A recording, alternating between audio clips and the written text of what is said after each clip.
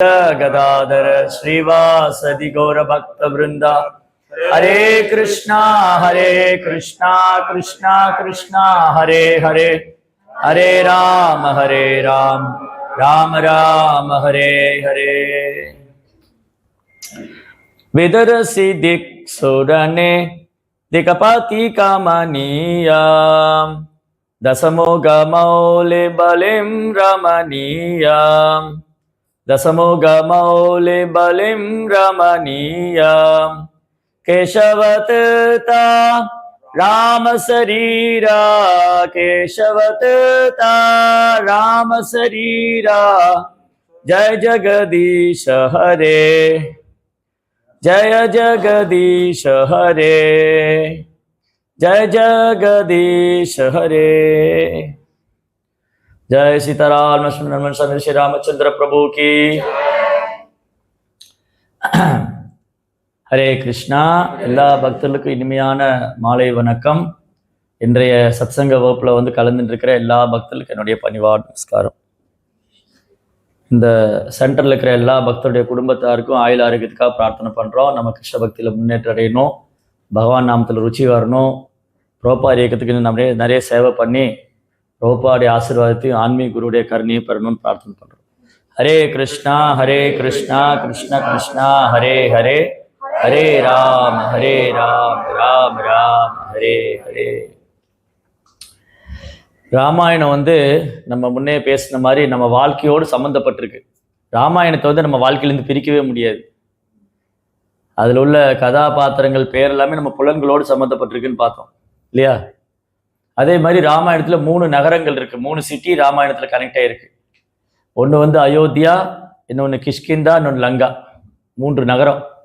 அயோத்தியா நகரம் இருக்கு, லங்கா கிஷ்கிந்தா நகரம் இருக்கு, லங்கா இருக்கு. 3 நகரங்களோடு சம்மந்தப்பட்டிருக்கு. இந்த 3 நகரத்திலையும் 3 விதமான வாசிகள், நகரவாசிகள். அயோத்தியாவில் இருந்தவங்க அயோத்தியாவாசிகள், கிஷ்கியில் இருந்தவங்க வானரங்கள், லங்கையில் இருந்தவங்க ராட்சசர்கள். அப்போ இந்த 3 விதமான நகரங்களும் நம்ம வாழ்க்கையோடு சம்மந்தப்பட்டிருக்கு. அந்த 3 விதமான நகரத்தில் இருக்கிற மக்களும் நம்ம வாழ்க்கையோடு சம்மந்தப்பட்டிருக்காங்க.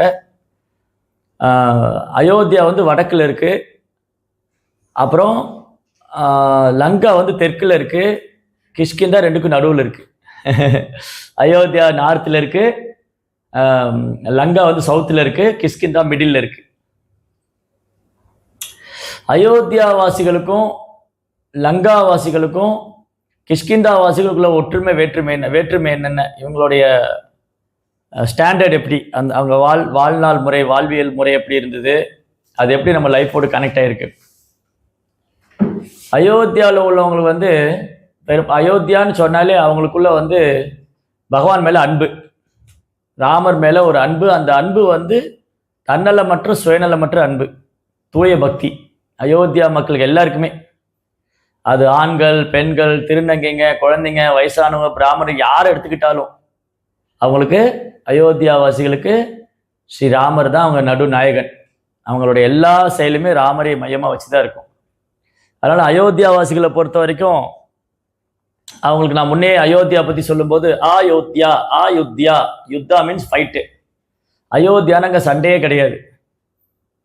எப்போ சண்டை வரும் அப்படின்னு சொன்னால், நான் செஞ்சது சரியா தப்பா, அப்போது அங்கே ஒரு சண்டை வரும் இல்லையா? ரெண்டு தரப்பாக பிரிச்சுக்கிட்டா, இப்போது சகோதரர்கள் இல்லை பெற்றோர்கள் பிள்ளைங்க, கணவன் மனைவி, பெற்றோர் பிள்ளை, சகோதரர்கள், இப்படி 2 டீமாக பிரிச்சுக்கிட்டா அவங்களுக்குள்ள சண்டை போட்டால் என்ன மாதிரி சண்டை வரும்?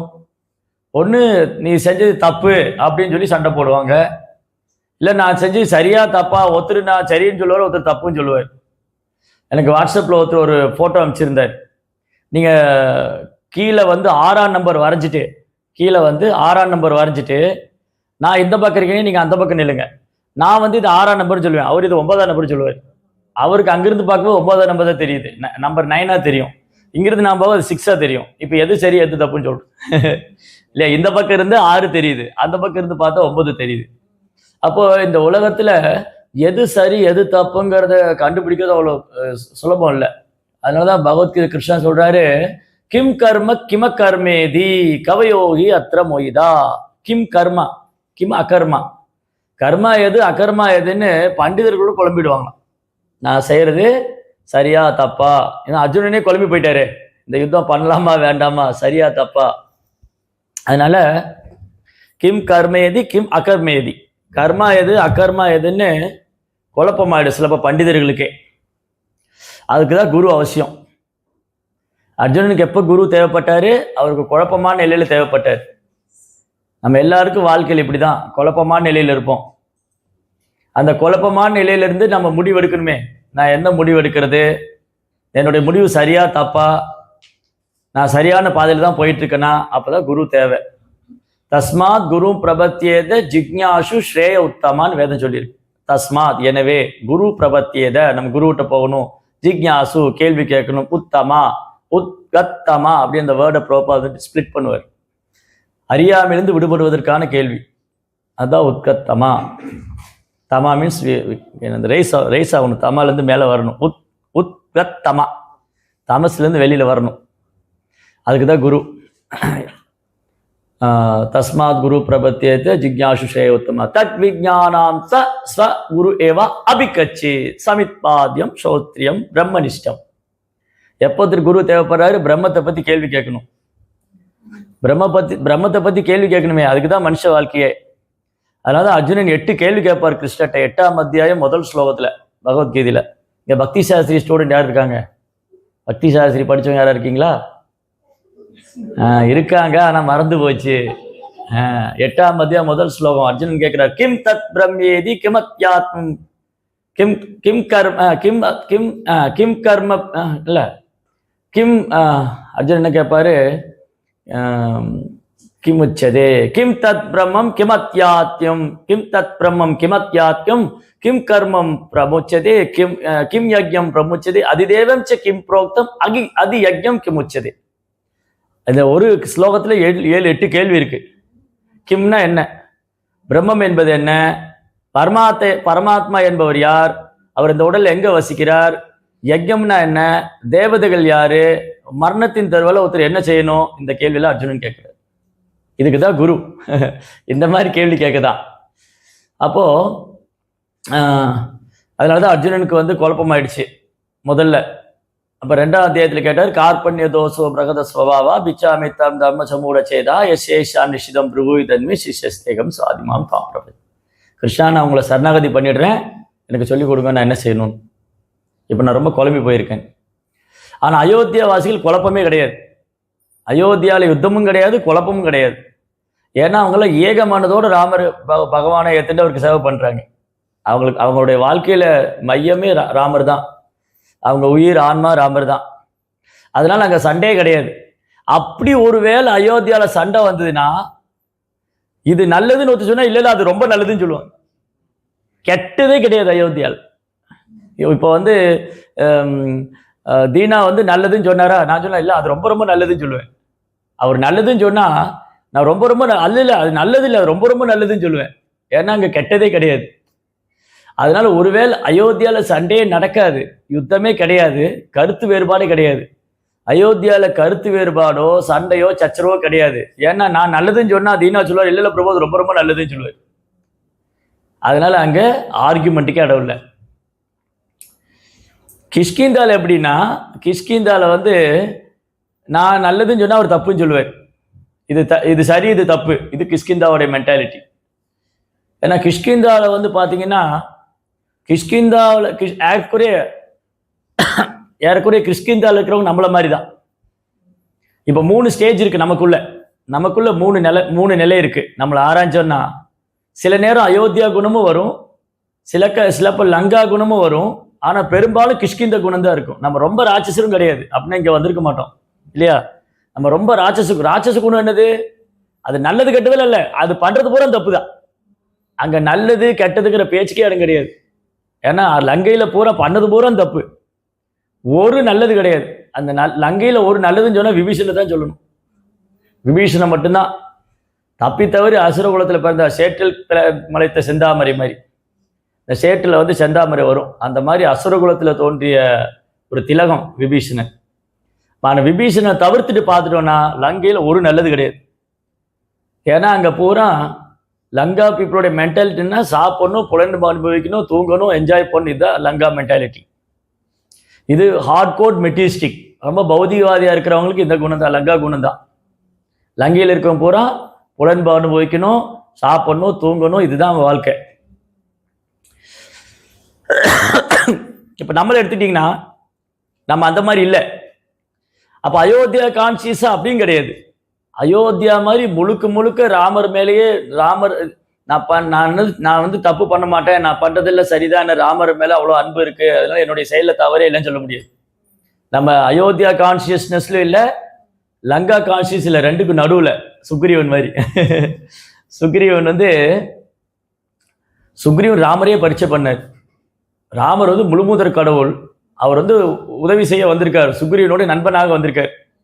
சுக்ரீவன் கூட நட்பு வச்சுக்க ராமர் தேடி வந்திருக்காரு. அப்ப என்ன பண்ணணும் இவரு? சாஷ்டாம நமஸ்காரம் பண்ணி, பிரபு நான் செஞ்ச பாக்கியம் நீங்க என்ன தேடி வந்ததுன்னு நினைக்கணும். ஆனா சுக்ரீவன் என்ன பண்ணாரு? சுக்ரீவன் வந்து ராமர் மேல அன்பு செஞ்சிட்டாரு, ஆனா அவருக்கு ஒரு பரீட்சை பண்ணணுங்கிற எண்ணம் இருந்தது. ராமரை டெஸ்ட் பண்ணிட்டு அப்புறம் அவர் வந்து இந்த வாலி இப்படியெல்லாம் வாலி கூட சண்டை போடுற அளவுக்கு ராமருக்கு சக்தி இருக்கா அப்படின்னு பரீட்சை பண்ணணும்னு நினைச்சிட்டாரு. இதுதான் சுக்ரீவனுடைய மென்டாலிட்டி. சுக்ரீவன் என்ன பண்ணாரு? ராமரை பரீட்சை பண்ணணும்னு நினைச்சாரு. ஆனா அயோத்தியாவாசிகள் ராமரை பரீட்சை பண்ணதே இல்லை. லங்காவாசிகள் பரீட்சை பண்றதுக்கெல்லாம் கேள்வியே அடல, ராமரை ஏத்துக்கல இல்லையா? அப்போ இந்த மிடில் கான்சியஸ்னஸ், இன் பிட்வீன், நம்ம இந்த பக்கம் இல்லாம அந்த பக்கம் இல்லாம இப்ப நடுவில் இருக்கோம். ஆனா நம்ம பக்தி பண்றோம். ஆனா நம்ம பக்தி யாரோட ஒப்பிடலாம்னா சுக்ரீவனோட ஒப்பிடலாம். நம்முடைய பக்தியை வந்து சுக்ரீவனுடைய நெல்ல ஒப்பிட்டுக்கலாம். ஏன்னா சுக்ரீவனுக்கு தான் நம்ம பொருந்துவோம். அயோத்தியா வாசிகளுக்கோ இல்லை ஹனுமான், சீதா, லக்ஷ்மணன், பரதன் இவங்க பக்தி எடுத்து பார்த்தோன்னு சொன்னா நம்மெல்லாம் வெக்கப்படுற அளவுக்கு பக்தி பண்ணியிருப்பாங்க. சே என்னடா அது, நான் கூட பக்தி பண்றேன்னு நினைச்சிட்டு இருந்தேன், நான் இன்னொரு பக்தன் நினைச்சிட்டு இருந்தேன்.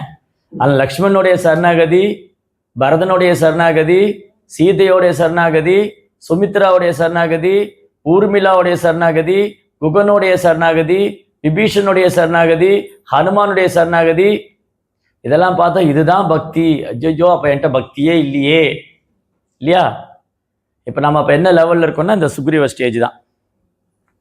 அதனால இங்க அயோத்தியா சிட்டி பத்தி சொல்லும்போது அயோத்தியா மக்களுக்கு பயமே கிடையாது. அன்னைக்கே சொன்ன இல்லையா, அவங்க வீட்டை பூட்டவே மாட்டாங்க, பிச்சைக்காரங்களே கிடையாது. ஏன்னா இல்லைன்னு சொன்னாதானே பிச்சைக்காரன், என்கிட்ட ஒண்ணுமே இல்லை. அப்ப அயோத்தியால மக்களுக்கு இல்லைன்னுங்கிற பேச்சுக்கே இடம் இல்லை. அங்க இல்லைன்னு சொன்னா என்ன இல்லை, இதெல்லாம் தான் இல்லை, சண்டை சச்சரவு இதெல்லாம் இருக்காது. இதுக்கு நேர்மாறு அப்படி லங்கையில் என்ன பண்ணா, ராவணன் தன்னுடைய நபர்களே கொல்லக்கூடியவன். அவன் என்ன பண்ணாரு அன்னைக்கு சொன்ன இல்லையா, சூர்பனகையோடைய கணவரே கொண்டுடுவார் ராவணன். ஆமா, சூர்பனகையோடைய தன் தங்கையின் கணவன்னு தெரியாம அவரை கொண்டுட்டு தங்கைகிட்ட வந்து சொன்னான், இந்த மாதிரி நான் ஒரு தவறு நடந்து போச்சு, நான் உன் கணவனை கொண்டுட்டேன்னு சொன்னான். அப்ப என்னன்னு, நீ எல்லாம் ஒரு அண்ணனான்னு சண்டைக்குள்ள போகணும், அப்படிதானே சண்டை போடணும். சூர்பனகை இப்படி சொல்லிட்டு அவர் எங்க சண்டைக்கு வந்துடுவாளோ அப்படின்னு நினைச்சிட்டு ராவணன் சொல்றான், நான் உன் கணவனை கொண்டுட்டேன், பரவாயில்ல, நான் வந்து உனக்கு ஜனஸ்தானத்தை கொடுத்துட்றேன், காடு ஃபுல்லா உனக்கு கொடுத்துட்றேன், நீ அந்த காட்டை அனுபவிச்சுக்கோ, நீ யாரை வேணா கல்யாணம் பண்ணிக்கலாம், ராட்சசர்களையோ மனுஷங்களோ யார் வேணா கல்யாணம் பண்ணிக்கலாம். சூர்பனகை சந்தோஷமா போயிட்டா. இதுதான் லங்கா கான்சியஸ்னஸ். சரிங்களா? லங்கையோடைய உணர்வு எப்படி இருக்கு, இந்த மாதிரி இருக்கு. அதனாலதான் அயோத்தியா மக்களை யாராலும் வந்து குழப்ப முடியாது. கைகை ஏன் மந்தரா குழப்பி விட்டால்? ஏன்னா மந்தரா அயோத்தியாவை சார்ந்தவள் அல்ல. அயோத்தியாவில் இருக்கிற மக்களுக்கு குழப்பமே கிடையாது. அப்ப ஏன் கைகை குழம்பப்பட்டால்? மந்திரியோடைய சங்கத்தினால குழம்பி விட்டாள். அதனால அயோத்தியாவுடைய கான்சியஸ்னஸ் எடுத்து பார்க்கும்போது அவங்களுக்கு வந்து பகவானை தவிர, பகவானுடைய சேவையை தவிர வேற ஒரு தங்களுக்குன்னு தனிப்பட்ட விருப்பமோ தனிப்பட்ட ஒரு இதோ கிடையாது. அதுக்கு நேர்மாறாக இருக்கிறது லங்கையில் உள்ளவங்க. லங்கையில் உள்ளவங்கெல்லாம் தன் பொலனை திருப்திப்படுத்தணும். குறிப்பா ராவணன் செய்யறதெல்லாம் ஆமா சரி சரின்னு சொல்லணும். அதனால தான் 2 விதமான நபர்கள் இருக்காங்க. ஒரு 2 விதமான நண்பர்கள். ஒரு நண்பன் வந்து நான் என்ன பண்ணாலும் சரின்னு சொன்னான்னா அவன் எனக்கு நண்பனே இல்லை. நான் என்ன செஞ்சாலும் நீ பண்ணதெல்லாம் சரிதான், நீ தப்பே பண்ணல, நீ ரொம்ப நல்லவன் அப்படின்னு சொல்லிட்டு நம்ம செய்யறதுக்கெல்லாம் ஆமா ஆமான்னு சொல்லிட்டு இருந்தானா அவன் உண்மையான நண்பன் இல்லை. நான் செய்யறது தப்புன்னு சொல்லி காமிக்கிறது தான் உண்மையான நண்பன். அதனால பக்தி சித்தாந்த மகாராஜ் என்ன சொல்லியிருக்காரு, யார் உன் குறைகளை சுட்டி காமிக்கிறாங்களோ அவங்க கூட வச்சுக்கோன்னு சொல்லியிருக்காரு. உன் குறைகளை சுட்டி காமிக்கிறவங்கள கூட வச்சுக்கணும். ஏன்னா அவங்க நம்ம குறைகளை சரி பண்றதுக்கு உதவி செய்யறாங்க. இப்ப நம்ம ஏதாவது குறை சொல்றாங்கன்னு வச்சுக்கோங்களேன். இப்ப என்ன வந்து தீனா குறை சொன்னார், அப்ப நான் எப்படி எடுத்துக்கணும்? ஓ, தீனா என்கிட்ட உள்ள குறையை கண்டுபிடிச்சிருக்காரு, நான் என்ன நினைப்பேன், நான் பண்றதெல்லாம் சரின்னு நினைச்சிட்டு இருப்பேன் இல்லையா? எப்பவுமே நம்ம என்ன நினைச்சிட்டு இருப்போம், நான் பண்றதெல்லாம் சரி. அப்ப மற்றவங்களுக்கு அது தப்பா தெரியும். அப்ப சொல்லுவாங்க நீங்க தப்பு பண்ணீங்க. அப்போ அது உண்மையா இருந்தால் ஏத்துக்கணும். எஸ், நான் தப்பு பண்ணிட்டேன், அதை சரி பண்ணிக்கணும். அப்போ தீனா எனக்கு க்ளோஸ், அவர் தான் எனக்கு ரியல் ஃப்ரெண்டு. ஆனா நான் பண்ற தப்புக்கெல்லாம் தீனா வந்து சரி நீ பண்றதெல்லாம் சரிதான்னு சொல்லிட்டு என்னை வந்து என்கரேஜ் பண்ணிட்டே இருந்தாருன்னா அவர் என் துரோகி. அப்படிதான் கர்ணனே துரியோதனுக்கு துரோகியா இருந்தான். கர்ணன் நினைச்சிட்டு தான் துரியோதனை நண்பன். என் மகாபாரதத்துல பார்க்கலாம். கர்ணனுக்கு ஆதரவு இல்லாத நேரத்துல துரியோதனன் சொன்னா கர்ணனை வந்து நான் அங்க நாட்டுக்கு ராஜாவாக்குறேன்னு சொன்னான். கர்ணன் வந்து ஒரு சூத்ராணியோட பையன் சொல்லி திரௌபதியை ரிஜெக்ட் பண்ணிடுவான் அந்த சுயம்பரத்துல. அப்ப கர்ணனுக்கு ரொம்ப அவமானம் ஆயிடும். அப்போ அந்த சபையில துரியோதனை எழுந்திரிச்சு சொன்னா அந்த கர்ணனை வந்து என்னுடைய என்ன அங்க தேசம் அவனுக்கு கொடுத்து நான் அங்க தேசி நாட்டு மன்னர் ஆக்கிட்டேன்னு சொன்னான். அப்ப ஏன் இப்படி ஒரு ஆஃபர் கொடுத்தான் கர்ணனுக்கு துரியோதனை? ஏன்னா துரியோதனை தெரியும் கர்ணனை என் பக்கம் சேர்த்துக்கணும். ஏன்னா அவன் நல்ல யுத்தம் பண்றவன், அர்ஜுனனுக்கு நிகராக யுத்தம் செய்யறவன். நாளைக்கு பாண்டவரோட யுத்தம் பண்ணா கர்ணன் என் கூட இருக்கணும். அப்ப எதிரிக்கு எதிரி நண்பன். துரியோதனுக்கு பாண்டவர் எதிரி, இப்ப கர்ணனுக்கு பாண்டவர் எதிரி. அப்ப என்னாச்சு, கர்ணனும் துரியோதனும் நண்பன் ஆயிட்டாங்க. சரி, அப்ப கர்ணன் என்ன பண்ணிருக்கணும்? சரி, இப்ப கர்ணன் வந்து ரொம்ப விசுவாசம். துரியோதனை எனக்காக என்ன அவமானத்திலிருந்து காப்பாத்திருக்கான். துரியோதனை வந்து சபையில எல்லாரும் முன்னாடியும் இந்த கர்ணா வந்து சூதரன்னு சொல்லி திரௌபதி அவமானப்படுத்திட்டா, அதனால கர்ணன் நான் வந்து அங்கதேச மன்னனாக்கி அவனுக்கு நான் அந்தஸ்து கொடுத்துட்டேன். அப்ப கர்ணன் என்ன செய்யணும்? இப்பேற்பட்ட அந்தஸ்து கொடுத்த நண்பனுக்கு நன்மை செய்யணும். ஆனா கர்ணன் என்ன பண்ணாரு, அது அட்வான்டேஜா எடுத்துக்கிட்டாரு. அப்ப துரியோதனை பண்ற தப்புக்கெல்லாம் ஒண்ணுமே கேட்கல. திரௌபதி சபையில் எடுத்துட்டு வரும்போது கர்ணன் என்ன சொல்லணும்? இது வேண்டாம், இது தர்மம் இல்லை, நம்ம சண்டை போடலாம், நீ அவனை சண்டை கூப்பிடு, நான் உன் பக்கம் இருக்கேன், நம்ம சண்டை போட்டு அவங்களை ஜெயிக்கலாம், அப்படி இல்லை சொல்லணும். அதான் வீரனுக்கு அழகு. அந்த துரியோதனுக்கு கர்ணன் தான் சொன்னா அவளை இழுத்துட்டு வர சொல்லு சபையில. கர்ணன் சொல்றா துரியோதன்ட்ட, அந்த திரௌபதி இழுத்துட்டு வந்து இந்த சபையில ஒடுங்கன்னு உன் மடியில உட்கார வைக்கணும். அப்ப இதெல்லாம் தப்பு தானே? அதுலதான் இப்ப தமிழ்நாட்டில் என்ன பிரச்சனைனா, தமிழ்நாட்டில் மட்டும் இல்லை, பொதுவாகவே கர்ணனை வந்து ஒரு பெரிய கொடை வள்ளல், தான வீரன், அவன் நேர்மையானவன், அவன் அப்படி இவன் இப்படி, அவனே அப்படி செய்து விட்டார்கள், அவனை யுத்தத்தில் கொன்று விட்டார்கள், இந்த மாதிரி நிறையா. அது ஒரு பெரிய ஃபேமஸ் நடிகர் ஒரு சினிமா நடிச்சோடனே கர்ணன் ஹீரோ ஆயிட்டார். கர்ணன், ஆமா, கர்ணன் ஹீரோ ஆயிட்டார். ஆனா கர்ணன் நிறைய தப்பு பண்ணியிருக்காரு. ஒரு வகையில் அவன் தான தர்மம்லாம் பண்ணி புண்ணிய ஆத்மாவா இருந்தாலும் நிறைய தப்பு பண்ணியிருக்காரு. முதல் தப்பு என்னது? துரியோதனை செய்த தவறுகளை திருத்தாமல் விட்டது. தன் நண்பன் தவறு பண்ணும்போது அந்த தவறு திருத்திருக்கணும், அது செய்யல. ரெண்டாவது தவறு வந்து கர்ணனுக்கு ஒரு அத்தாரிட்டி கிடையாது. இப்ப பாண்டவர்களுக்கு ஒரு அத்தாரிட்டி இருக்கு. அர்ஜுனனோ பீமனோ யுதிஷ்டர் என்ன சொல்றாரோ அதை கேட்டுக்குவாங்க. யுதிஷ்டருக்கு மேல ஒரு அதிகாரி இல்லை. அதுக்கப்புறம் வியாசர், அதுக்கப்புறம் விதுரர், இந்த மாதிரி நிறைய பேர், பீஷ்மர், வியாசர், விதுரர், இவங்கெல்லாம் அவங்களை வழி நடத்தினாங்க. அவங்க சொன்னா பெரியவங்க சொன்னா கேட்டுக்குவாங்க, அத்தாரிட்டிஸை ஃபாலோ பண்றாங்க. எல்லாத்துக்குமே கிருஷ்ணர் சொல்றதை ஏத்துக்கிறாங்க இல்லையா? அப்போ பாண்டவர் பக்கம் என்ன இருக்குன்னா அவங்களுக்கு அத்தாரிட்டி இருக்காங்க. நல்ல பெரிய சாதுக்கள், வயதுல பெரியவங்க, மூத்தவங்க எல்லாம் அவர் கைட் பண்றாங்க. கர்ணனுக்கு பார்த்தா அப்படி யாருமே கிடையாது. கர்ணனுக்கு மட்டும் இல்ல, ஒட்டுமொத்த கௌரவருக்கு யாரும் கிடையாது. அவங்க விதுரர் சொன்னாலும் கேட்க மாட்டாங்க, பீஷ்மர் சொன்னாலும் கேட்க மாட்டாங்க, வியாசர் யார் சொன்னாலும் கேட்க மாட்டாங்க, துரோணர் சொன்னாலும் கேட்க மாட்டாங்க, யார் சொன்னாலும் கேட்க மாட்டாங்க. அதுக்கப்புறம் இன்னும் அடுத்த பிரச்சனை என்னன்னா, கர்ணனுக்கு வந்து இப்போ பாண்டவருக்கு குரு துரோணாச்சாரியர். கர்ணன் என்ன பண்ணாரு, பரசுராமட்டு போய் வித்தை கத்துட்டாரு. ஆனால் பொய் சொல்லி வித்தை கத்துக்கிட்டாரு. குருகிட்ட போய் பொய் சொல்லக்கூடாது. குருகிட்ட போய் நான் சூதரன்னு சொல்லணும். கர்ணனுக்கு நான் சூதரன்னு சொன்ன கஷ்டம். அதனால சத்திரியன் நான் அவர் வந்து என்ன செய்ய, தன்னோட அடையாளத்தை மறைச்சிட்டார். அடையாளத்தை மறைச்சிட்டு குருகிட்ட போய் வித்தை கத்துக்கிறார். அப்புறம் என்ன, ஒரு நாள் பரசுராமர் கர்ணனுடைய மடியில தலை வச்சு படுத்துட்டு இருப்பார். அப்போ ஒரு வண்டு வந்து கர்ணனுடைய தொடையை வந்து கடிச்சு ஓட்ட போட்டு தொலைச்சு ரத்தம்லாம் வந்துட்டு அதை அப்படி டாலரேட் பண்ணிக்குவார் கர்ணன். குரு எந்திரிச்சு பார்த்தோன்னே இவர் எப்படி இவ்வளவு முடிஞ்சது? அப்ப ரசுர பலம், அந்த அந்த சத்திரிய பலம் இருந்தால் தான் முடியும். அப்ப கர்ணன் ஒரு சத்திரியன் என்னை ஏமாத்திட்டான் அப்படின்னு சொல்லிட்டு சபிச்சிடுவாரு. நீ கத்துக்கிட்ட வித்தையெல்லாம் உனக்கு மறந்து பயனடையாதுன்னு சொல்லிட்டு. அந்த மாதிரி குருவை ஏமாத்தி வித்தை கட்டுக்கிட்டது, அவருக்குன்னு ஒரு பெரிய அதிகாரிகள் கிடையாது, நல்ல சாதுக்களுடைய சங்கம் கிடையாது. அப்புறம் துரியோதனம் பண்ற தப்புக்கெல்லாம் ஆமான்னு சொல்லிட்டு இருந்தாரு. அந்த சபையில தர்மத்துக்கு எதிராக நடக்கும்போது அதை பார்த்து மௌனமா இருந்தாரு, சிரிச்சாரு. திரௌபதி அவமானப்படுத்தும் போது இந்த மாதிரி நிறைய அடுக்கிக்கிட்டே போகலாம் கர்ணன் செய்த குற்றங்கள்லாம். அப்புறம் பகவானே வந்து சொன்னாரு, கர்ணா நீ அவங்க பக்கம் இருக்காத, நீ ரொம்ப நேர்மையா தான தர்மம்லாம் பண்ற, உண்மையில பார்க்க போனா உனக்கு தான் ராஜ்யம், ஏன்னா நீ குந்தியோடைய மூத்த மகன். அந்த ரகசியத்தை வந்து கிருஷ்ணர் சொல்றாரு கர்ணன்ட்ட, நீ தான் முதல்ல குந்தி தேவியோடைய பையன், நீ பாண்டவர் பக்கம் வந்துட்டா நாளைக்கு உனக்கு ராஜ்யம் உனக்கு தான். அப்போ பகவானே வந்து சொல்றாரு. அவர் சொன்னார் நான் கேட்க மாட்டேன்னாரு. இப்போ கிருஷ்ணருக்கு மேல என்ன அத்தாரிட்டி வேணும்? பகவானே வந்து சொன்னார். அப்போ வந்திருக்கணும். ஒருவேளை அவன் வந்திருந்தான்னா மகாபாரத யுத்தம் நடந்திருக்காது. அப்படி நடந்திருந்தா கௌரவர் தான் தோத்து போயிருப்பாங்க. மேபி இது கிருஷ்ணருடைய அரேஞ்ச்மெண்ட்டும் சொல்லலாம். ஏன்னா கர்ணனுடைய சுதந்திரத்தில் கிருஷ்ணர் தலையிடல. கிருஷ்ணர் அவர் இதயத்திலே பரமாத்மாவா இருக்காரு. கர்ணன் இதயத்தில் இருக்கிற பரமாத்மா இருக்கிற கிருஷ்ணர் தான் கர்ணன் முன்னாடி நிற்கிறாரு. அவர் தான் கூப்பிடுறாரு. ஆனா அவர் வந்து கட்டாயப்படுத்தல. இல்லை நீ வந்து பாண்டவர் கூட தான் சண்டை போடணும்னு சொல்ற, வந்தா உனக்கு நல்லது, ராஜ்யம் உனக்கு கிடைக்கும்னாரு. ஆனால் கர்ணன் அதை கேட்கல. இந்த மாதிரி நிறைய உதாரணங்கள் பார்க்கலாம். மகாபாரதத்திலே ஆகட்டும், ராமாயணத்தில் ஆகட்டும், இதில் வாழ்க்கைக்கு தேவையான பாடங்கள் தான். அதனால இங்க இந்த அயோத்தியா கான்சியஸ்னஸ் இருக்கு இல்லையா, அந்த மாதிரி அவங்களுக்குள்ள எந்த ஒரு இதுவும் கிடையாது. போட்டி பொறாமை, இந்த சகோதரர்களுக்குள்ள எப்படி ஒற்றுமை இருந்ததுன்னு ராமாயணத்திலும் சரி மகாபாரதத்திலும் சரி. ராமாயணத்துல ராமர் ராஜ்யம் வேணாங்கிறாரு, பரதனும் வேணாங்கிறாரு, லட்சுமி யாரும் ராஜ்யம் வேணாங்கிறாரு. எனக்கு ராஜ்யமே வேண்டாம், ஏன்னா ராமர் இல்லாத இடத்துல நாங்கே இருக்கணும்னு சொன்ன. மகாபாரதத்திலே அப்படிதான். நீங்க கம்பேர் பண்ணி மகாபாரதத்துல குந்தி தேவி வந்து வனவாசம் போயிருப்பாங்க, பாண்டவர்லாம் வனவாசம் போயிருப்பாங்க. அப்போ ஒரு கிராமத்துல போய் தங்குவாங்க ஏகச்சக்கரால. அந்த கிராமத்துல வந்து என்னன்னா, அங்க வந்து பகாசுரன் ஒரு அசுரன் இருப்பான்.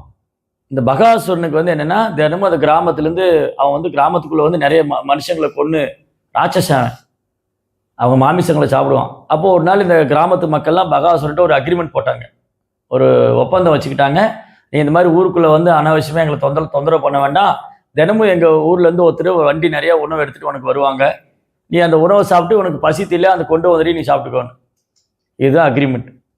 அப்போ ஒரு நாள் அந்த கிராமத்துலேருந்து ஒருத்தர் போவாங்க, திரும்ப வருவாங்க, வரமாட்டாங்க, உத்தரவாதம் கிடையாது. அப்போ குந்தி தேவி தன் பசங்களோட ஒரு வீட்டில் தங்கி இருக்காங்க. அந்த வீட்டில் அன்னைக்கு பேசிக்கிறாங்க 2 குழந்தைங்க, அப்பா அம்மா.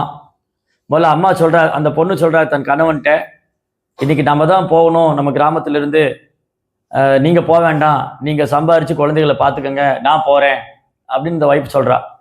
இந்த கணவர் சொல்ற, இல்ல நீ இருந்தா குழந்தைகளை பார்த்துக்க முடியும், என்னால் அந்த அளவுக்கு நீ குழந்தைகளை பார்த்துக்கலாம், நான் பார்த்துக்க முடியாது, இல்லை நான் போறேன் நீ இருன்னு சொல்லு. அப்புறம் இதை பார்த்து இந்த குழந்தைகள் போய் சொல்லுது அம்மாட்ட, நீங்க போக வேண்டாம் நாங்க போறோம்னு. சின்ன குழந்தைங்க. அது குந்தி தேவிக்கு அழுகையே வந்துருச்சு. அவங்களுக்குள்ள எவ்வளோ ஒரு அன்பு பரிமாற்றம் பாருங்க. இங்க உயிரை தியாகம் பண்றது அன்பு பரிமாற்றம். இன்னைக்கு உயிரை எடுத்துடுறாங்க எல்லாம் இல்லையா? இன்னைக்கு குடும்பத்துல உயிரை தியாகம் பண்ண தயாரா இல்லை, எல்லாம் உயிரை எடுக்க தான் தயாரா இருக்கு. யாரும் உயிரை தியாகம் பண்ண தயாரா இல்லை. உயிர் எடுத்துருவாங்க.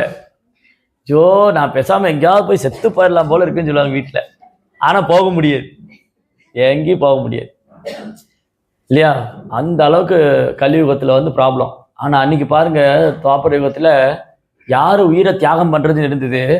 இப்ப பாருங்க, இன்னும் அழகான சம்பவம் நடக்கும். என்ன நடக்கும்னா, குந்தி தேவி தன் பசங்களை கூப்பிட்டு உங்களை ஒத்துரு போங்கன்னு சொன்னேன். முதல்ல அம்மாவுக்கு மனசு வரணுமே. ஒரு அம்மாவுக்கு 10 குழந்தை இருந்தாலும் தான் குழந்தைய தியாகம் பண்ணுவாளா? எவ்வளவு குழந்தை இருந்தாலும் அனுப்ப மாட்டா. நீ போய் செத்து போடான்னு அனுப்பிச்சுடுவாளா? இல்லையா? அப்ப குந்தி தேவிக்கு என்னன்னா, இந்த குடும்பத்துல 2 குழந்தைகள் தான் இருக்காங்க, அவங்களே தன் உயிரை தியாகம் பண்ணுவோம். எனக்கு 5 குழந்தை இருக்கா, ஒருத்தன் போனா என்ன அப்படின்னு சொல்லிட்டு அதுதான் தியாகம்.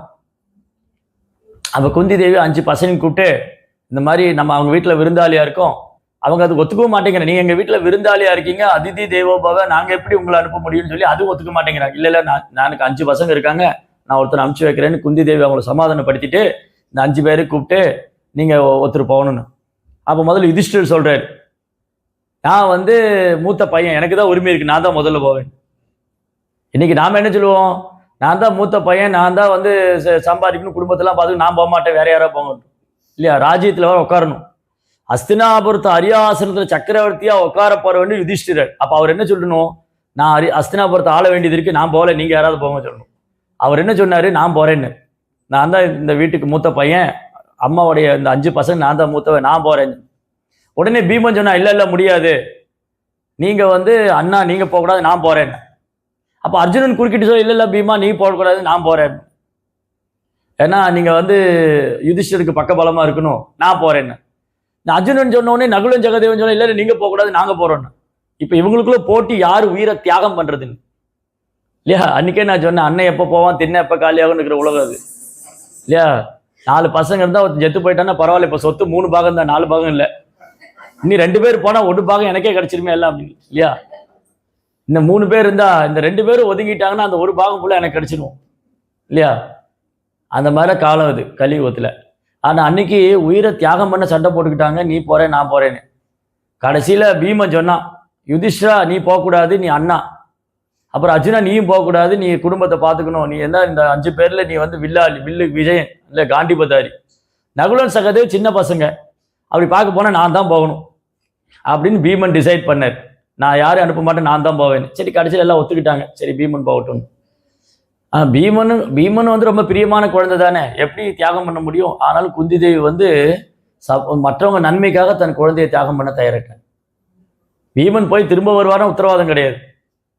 பீமன் என்ன பண்ணார், ஒரு வண்டி நிறையா சாப்பாடெல்லாம் எடுத்துட்டு, சாதம் கூட்டு பருப்பு பொரியல் வடை பாயசம் மீகூன் மீகறி கறிப்பாப்பு நாஸ்லாமா சம்பால் எல்லாம் எடுத்துட்டு, ஆமா நான் தான் 2வது மலேசியா ஹோம் டவுன் ஆயிடுச்சு எனக்கு.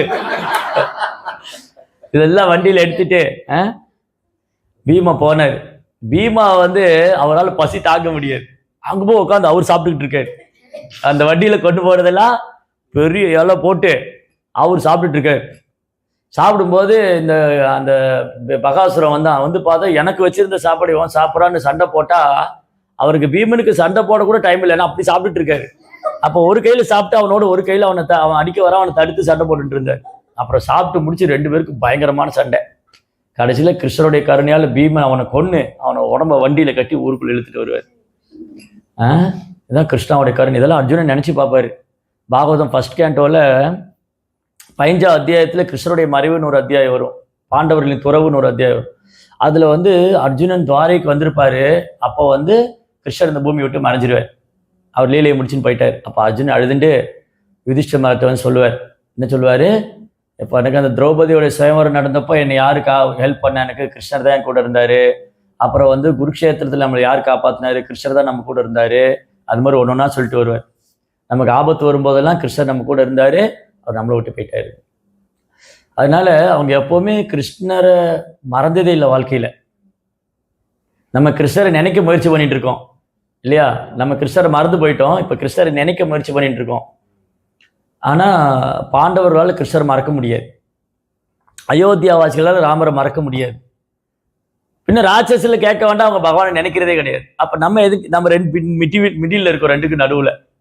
சில நேரம் கிருஷ்ணரை மறந்துடுறோம், சில நேரம் கிருஷ்ணரை நினைக்கிறோம். கோயிலுக்கு வந்தால் கிருஷ்ணர் நினைப்போம், வீட்டுக்கு போனால் மறந்துடுவோம். ஜெபமாலை எடுக்கும்போதே பாதி நேரம் நினைக்கிறோம், பாதி பேரை மறந்து போயிடுறோம் இல்லையா? ஒரு 10 மந்திரம் சொல்லியிருப்போம், கிருஷ்ணர் நினச்சிட்டு இருப்போம். அது மீதி 10 மந்திரத்தில் அது பண்ணணும் இது பண்ண நிறைய எண்ணங்கள்லாம் வந்துக்கிட்டே இருக்கு. கடல் அலை மாதிரி, கடலில் அலை வர்ற மாதிரி எண்ணங்கள் மாறி மாறி வந்துட்டே இருக்கு. அதனால இந்த அயோத்தியா கான்சியஸ்னஸ் வந்து 100% கிருஷ்ண கான்சியஸ்னஸ். லங்கா கான்சியஸ்னஸ் வந்து 100% கிருஷ்ணா வந்து எகென்ஸ்ட் ஆனது, அது அசுர குணம். இது கிஷ்கிந்தா வந்து 50-50, இதில் பாதி அதில் பாதி. சுக்ரீவனுடைய ஸ்டேஜ் அதுதான். என்ன ஆகுன்னா பாருங்க, அயோத்தியாவில் ராமர் பட்டாபிஷேகம் பண்ணார். ராமர் பட்டாபிஷேகம் பண்ணி முடிச்சுட்டு அந்த பட்டாபிஷேகத்தில் ஒரு பெரிய ஃபங்க்ஷன் நடக்குது. அப்போ எங்கே பார்த்தாலும் சந்தனம் தெளித்து குங்குமம்லாம் போட்டிருக்காங்க. அந்த குங்குமத்தை பார்த்தோன்னே சீதாவுக்கு வந்து ஜடாயோட ஞாபகம் வந்துடும். சீதா அழ ஆரம்பிச்சிருவாங்க. ராமர் கேட்பார், ஏன் அழறேன்னு. அப்போ சீதா சொல்லுவாங்களாம், ஜடாயு நமக்காக உயிர் தியாகம் பண்ணார், எப்படி என்னால் மறக்க முடியும்னாங்க. இதுதான் அயோத்தியா.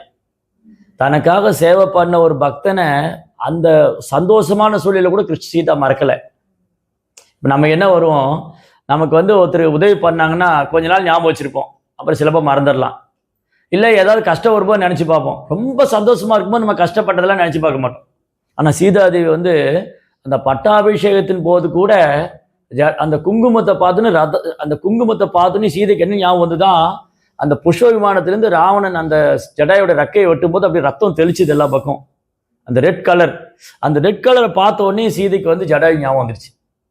ஜடாயு நமக்காக லைஃப்பை சாக்ரிஃபைஸ் பண்ணல அப்படின்னு ராமர்கிட்ட சொன்னாங்க.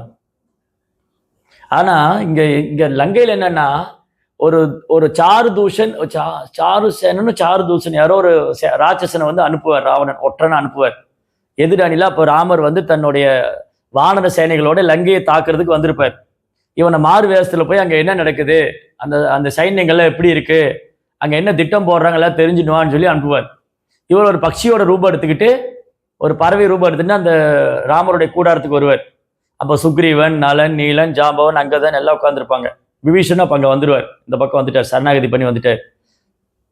இப்போ விபீஷனுக்கு சந்தேகம், இந்த பருந்து இங்கேயே வட்டம் போட்டு சுத்திக்கிட்டே இருக்கு.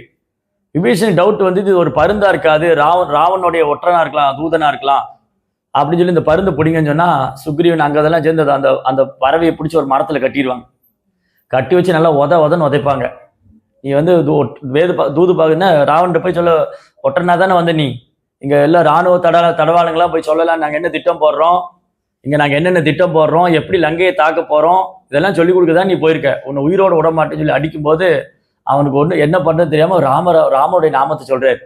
ராமா ராமா ராமான்னு கூப்பிட்டோன்னே ராமர் அந்த கூடாரத்துன்னு வெளியில வர்றாரு. யார் என்ன கூப்பிட்டான்னு சொன்னா, அப்போ இவங்களாம் சொல்லுவாங்க, ராமா அந்த இவனுக்கானே அவன் ஒரு ராட்சசன், நம்ம என்ன பேசிட்டு இருக்கோம்னு தெரிஞ்சு போறதுக்காக வந்தானா. அப்ப ராமர் சொல்லுவாரா, அவனை விட்டுருங்க, அவன் என் நாமத்தை சொல்லியிருக்கான், அவனுக்கு நீங்க அடிக்கப்படாது. நீங்க அது மட்டும் இல்ல, அவன் நம்ம என்ன பேசிக்கிறோம் என்ன எல்லாம் அவனுக்கு சொல்லிருங்க. நம்ம எப்படி லங்கையை தாக்க போறோம், எவ்வளவு வானர சேனைகள் வந்திருக்கு, யாருடைய பலம் என்ன பலவீனம் எல்லாம் சொல்லி அனுப்புன்னு. அந்த ராட்சசனுக்கு ஆச்சரியமா இருந்துதான். இவன் என்ன பண்ணா, இதெல்லாம் கேட்டுட்டு அங்க போய் ராவணன்ட்ட சொல்றான். ராவணன் முன்னாடி போயிட்டு நடந்ததெல்லாம் சொல்றான். இந்த மாதிரி என்ன எல்லாம் பிடிச்சிட்டாங்க, கண்டுபிடிச்சிட்டாங்க, என்னை கட்டி வச்சு அடிச்சாங்க. அப்ப ராமர் வந்தாரு. ராமர் வந்து சொன்னாரு, அவர் அடிக்காதீங்க, விட்டுருங்க ராவணான்னு சொல்லி ராமருடைய குணங்களை புகழ்றாரு.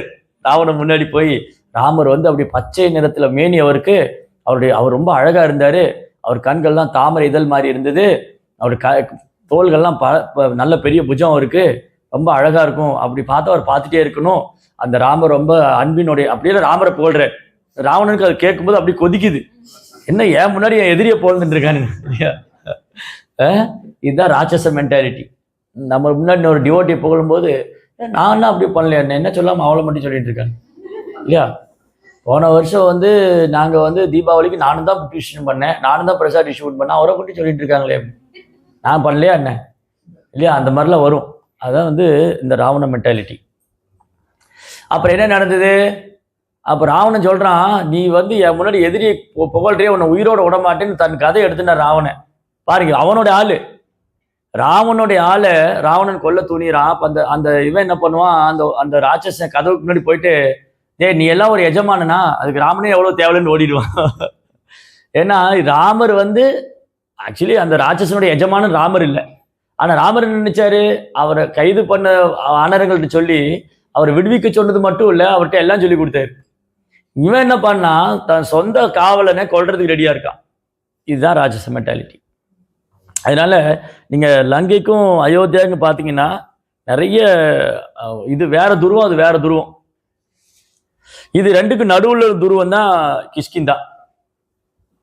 அங்க வந்து ராமரை பரிச்சை பண்ணார்.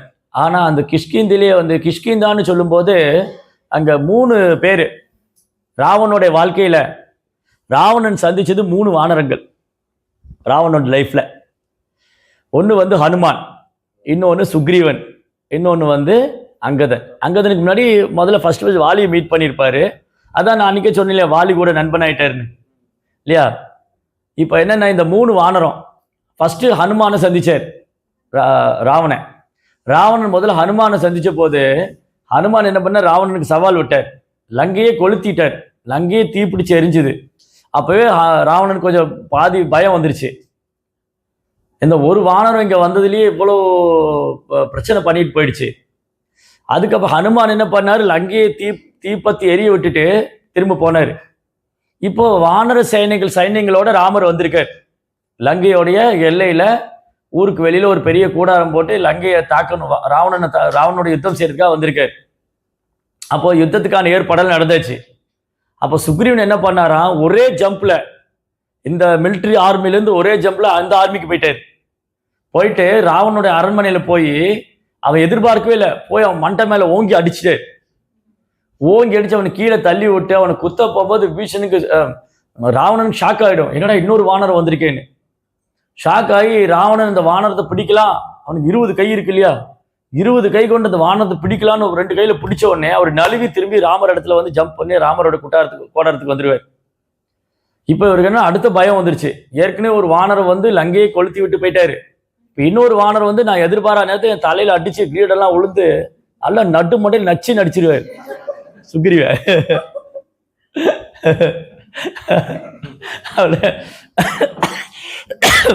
நடு மண்டையில் அடிச்சிருவார், கிரீடெல்லாம் கீழே விழுந்து.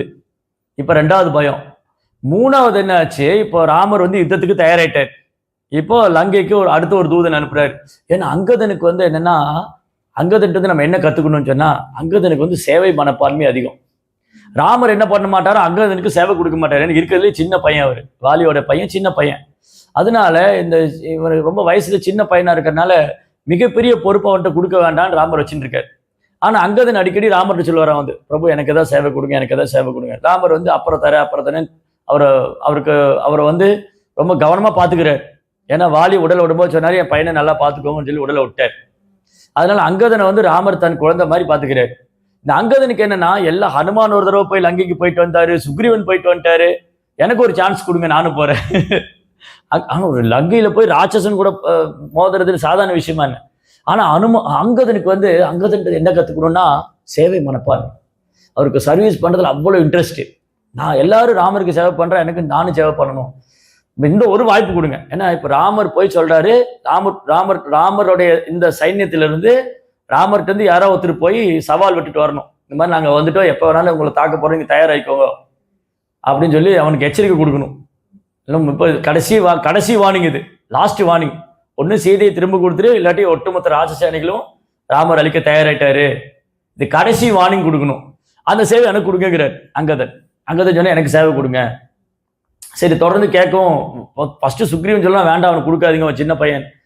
இப்படி அவர் சேவைக்கு வாய்ப்பே இல்லாமல் இருந்தது. இப்போ இந்த தடவை ராமர் சொன்ன, சரி பரவாயில்ல நீ போய் சொல்லிட்டு வா அப்படின்னு. சும்மா சொல்லிட்டு வர்றது தானே, நீ போய் சொல்லிட்டு வா, இந்த மாதிரி ராமர் ரெடியா இருக்காரு, வானர சேனைகள்லாம் தயாரா இருக்காங்க, மரியாதையா சீதையை திரும்ப அனுப்பிச்சிரு, இல்லாட்டி ஒட்டுமொத்த லங்கையை வந்து உங்க ராட்சச வம்சமே அழிஞ்சு போயிடும் அப்படின்னு சவால் விடணும். அங்கதனுக்கு ரொம்ப சந்தோஷம். ஒரே ஜம்ப்ல அங்கிருந்து ராவனுடைய அரண்மனைக்கு போனார்.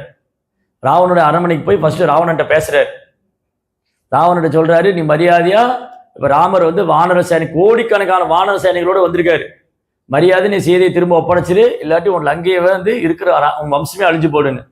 யாரா இந்த வானரம் பிடிச்சு கட்டுறான்னு அவன் சொன்னா, நான் வாலியோட பையன் சொன்னா. அப்பயும் எனக்கு பாதி பயம் வந்துருச்சு, ஐயோ வாலியோட பையனை, ஏன்னா வாலிக்கு நிறைய அனுபவம் இருக்குல்லையா இருக்கு, வாலி கூட வாலியோட பையன் நானு அப்படின்னு சொன்ன உடனே அவனுக்கு கொஞ்சம் பயம் வந்துருச்சு.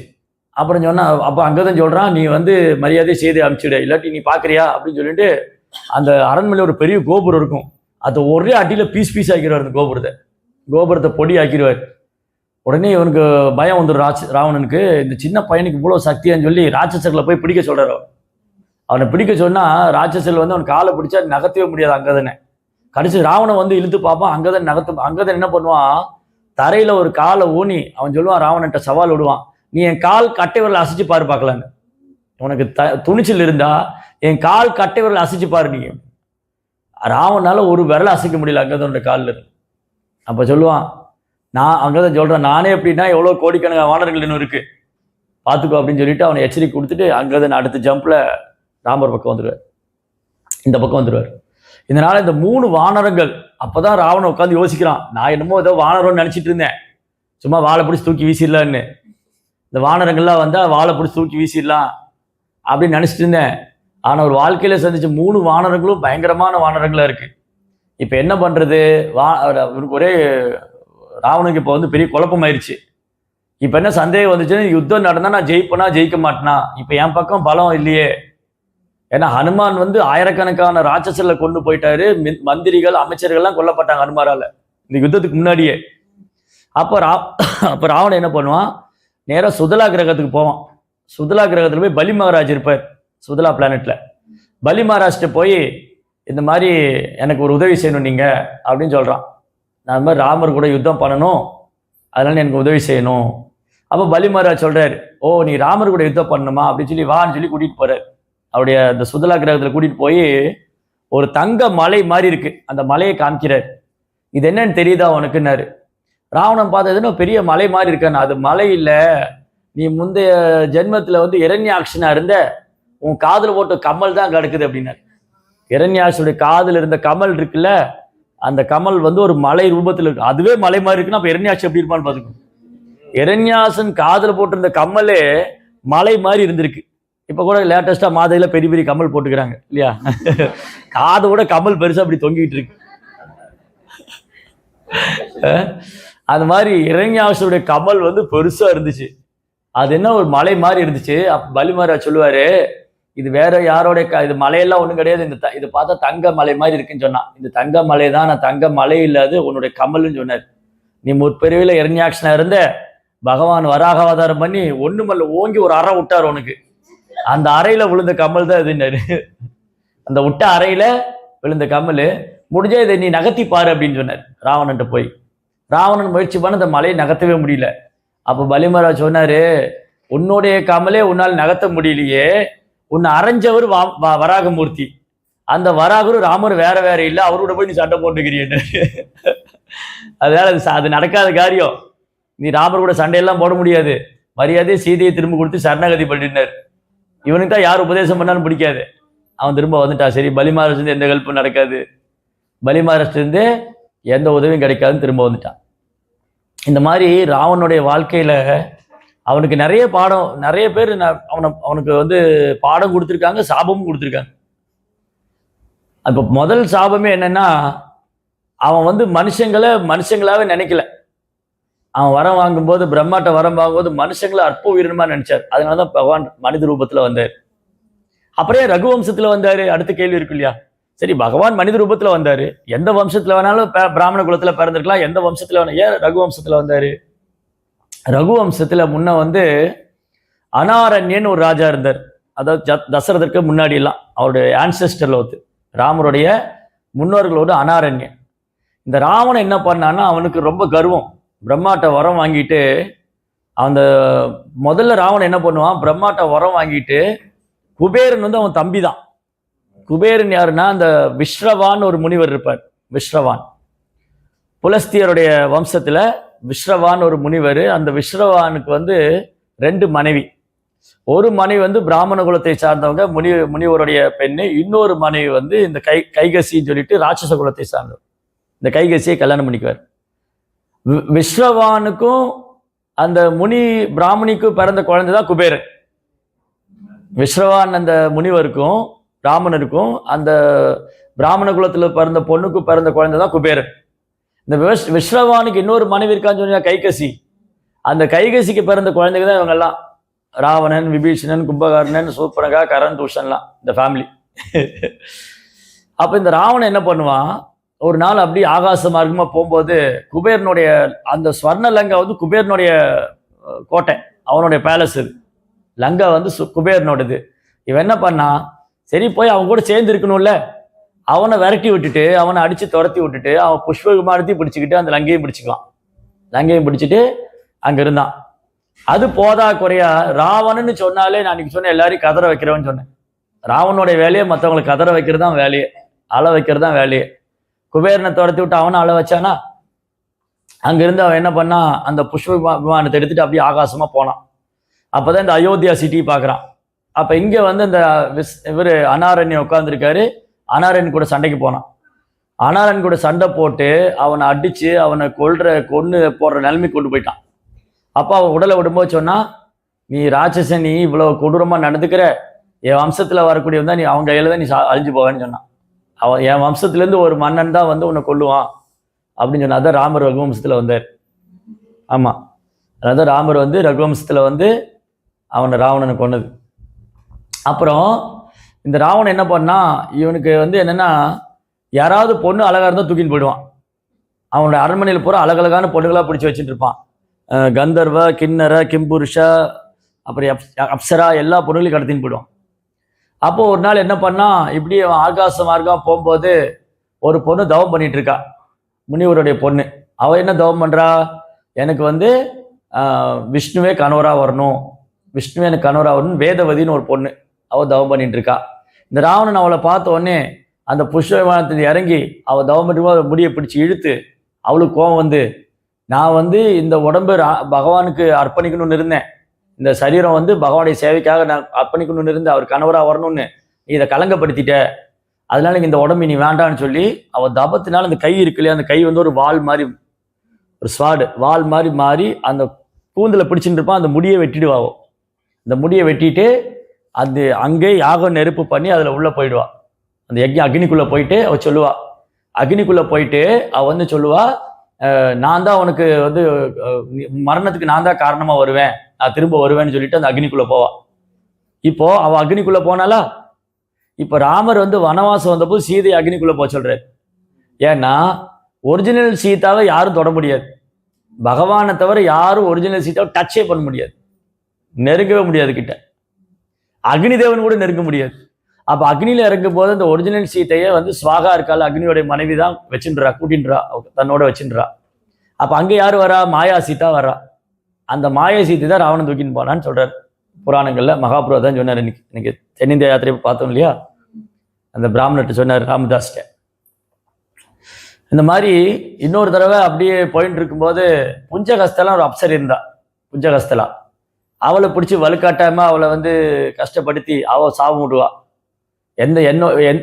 ஒரு பொண்ணோடைய விருப்பம் எல்லாம் நீ தொட்டேன்னா உன் தலை 10 தலை வெடிச்சு போயிடுனா. அதனால எந்த பொண்ணு விருப்பம் எல்லாம் அவன் தொட முடியாது.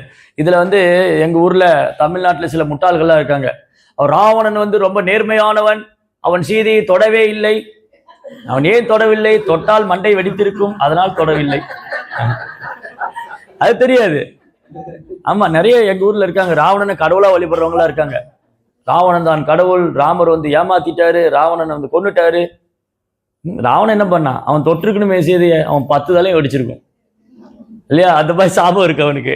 இது அதான் ஒண்ணுமே தெரியாது, முட்டாள்தன்மை தான் பேசிட்டு இருப்பான். அப்புறம் என்ன பண்ணா, சரி இதோட விடல, அந்த புஞ்சகஸ்தில இருக்கு சபிச்சுட்டா, எந்த பொண்ணு விருப்பம் இல்லாம தொட்டைன்னா உன் தலை வெடிச்சு போடுன்னு. இப்ப அடுத்தது என்ன பண்ணா, அப்படி ஆகாச மருவா போகும்போது ரம்பாவை பார்க்குறான். ரம்பையை பார்த்துன்னு ரம்பையிட்ட போனான், நீ என்னை கல்யாணம் பண்ணிக்கல நான் கொன்னுடுவேன்னா. ஏன்னா பலாத்காரம் பண்ண முடியும், பலவந்தமாக அவளை இழுத்துன்னு போக முடியாது, அவன் மண்டை வெடிச்சிரும்.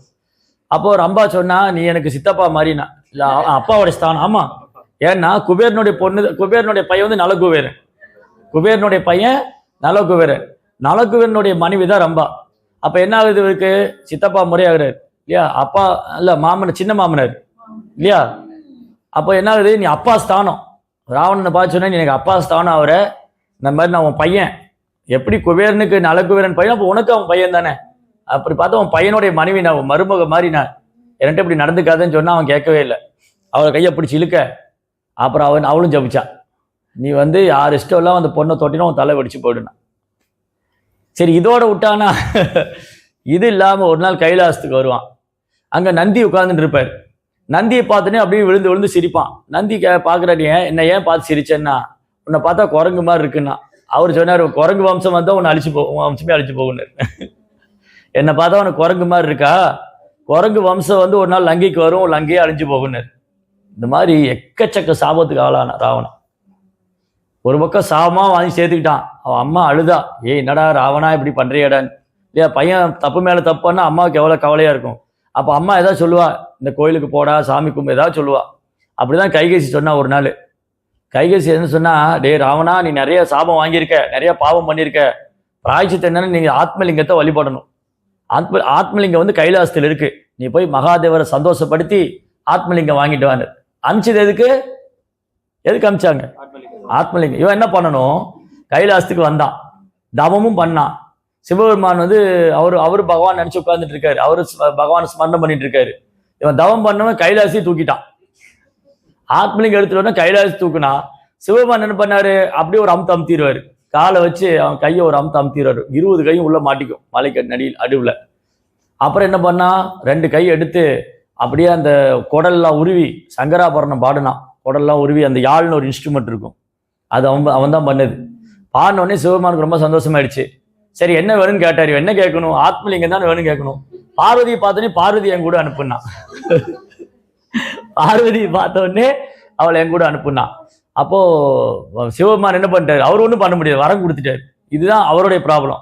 சிவபெருமானுக்கு பிரம்மாவுக்கு என்ன பிரச்சனைனா, யாராவது வந்து வரம் கேட்டா தரேன்னு சொல்லிடுவாங்க. அது அப்புறம் என்ன ஆகுது, கொடுத்துதான் ஆகணுங்கிற மாதிரி ஆயிடும். இப்ப பார்வதி அனுப்பிச்சுதான் ஆகணும். அப்ப பார்வதி ஒரு கண்டிஷன் போட்டா, சரி நான் உன் கூட வரேன், நீ வேற எந்த பொண்ணையும் பார்க்க கூடாதுன்னா. நான் உன்னோட வரேன், லங்கைக்கு வரேன், ஆனா நீ வேற எந்த பொண்ணையும் போற வழியில பார்க்க கூடாதுன்னாரு. சரின்னு சொல்லி அழைச்சின்னு வந்தான். புஷ்ப விமானத்துல வந்துட்டு இருக்கும்போது பார்வதி உட்காந்துருக்காங்க, இவன் வந்துட்டு இருக்கான். கீழே ஒரு பொண்ணு பந்து விளையாடிட்டு இருந்தா, அவளை பார்த்தோன்னே அதை விட்டு அங்கே இறங்கிட்டான்.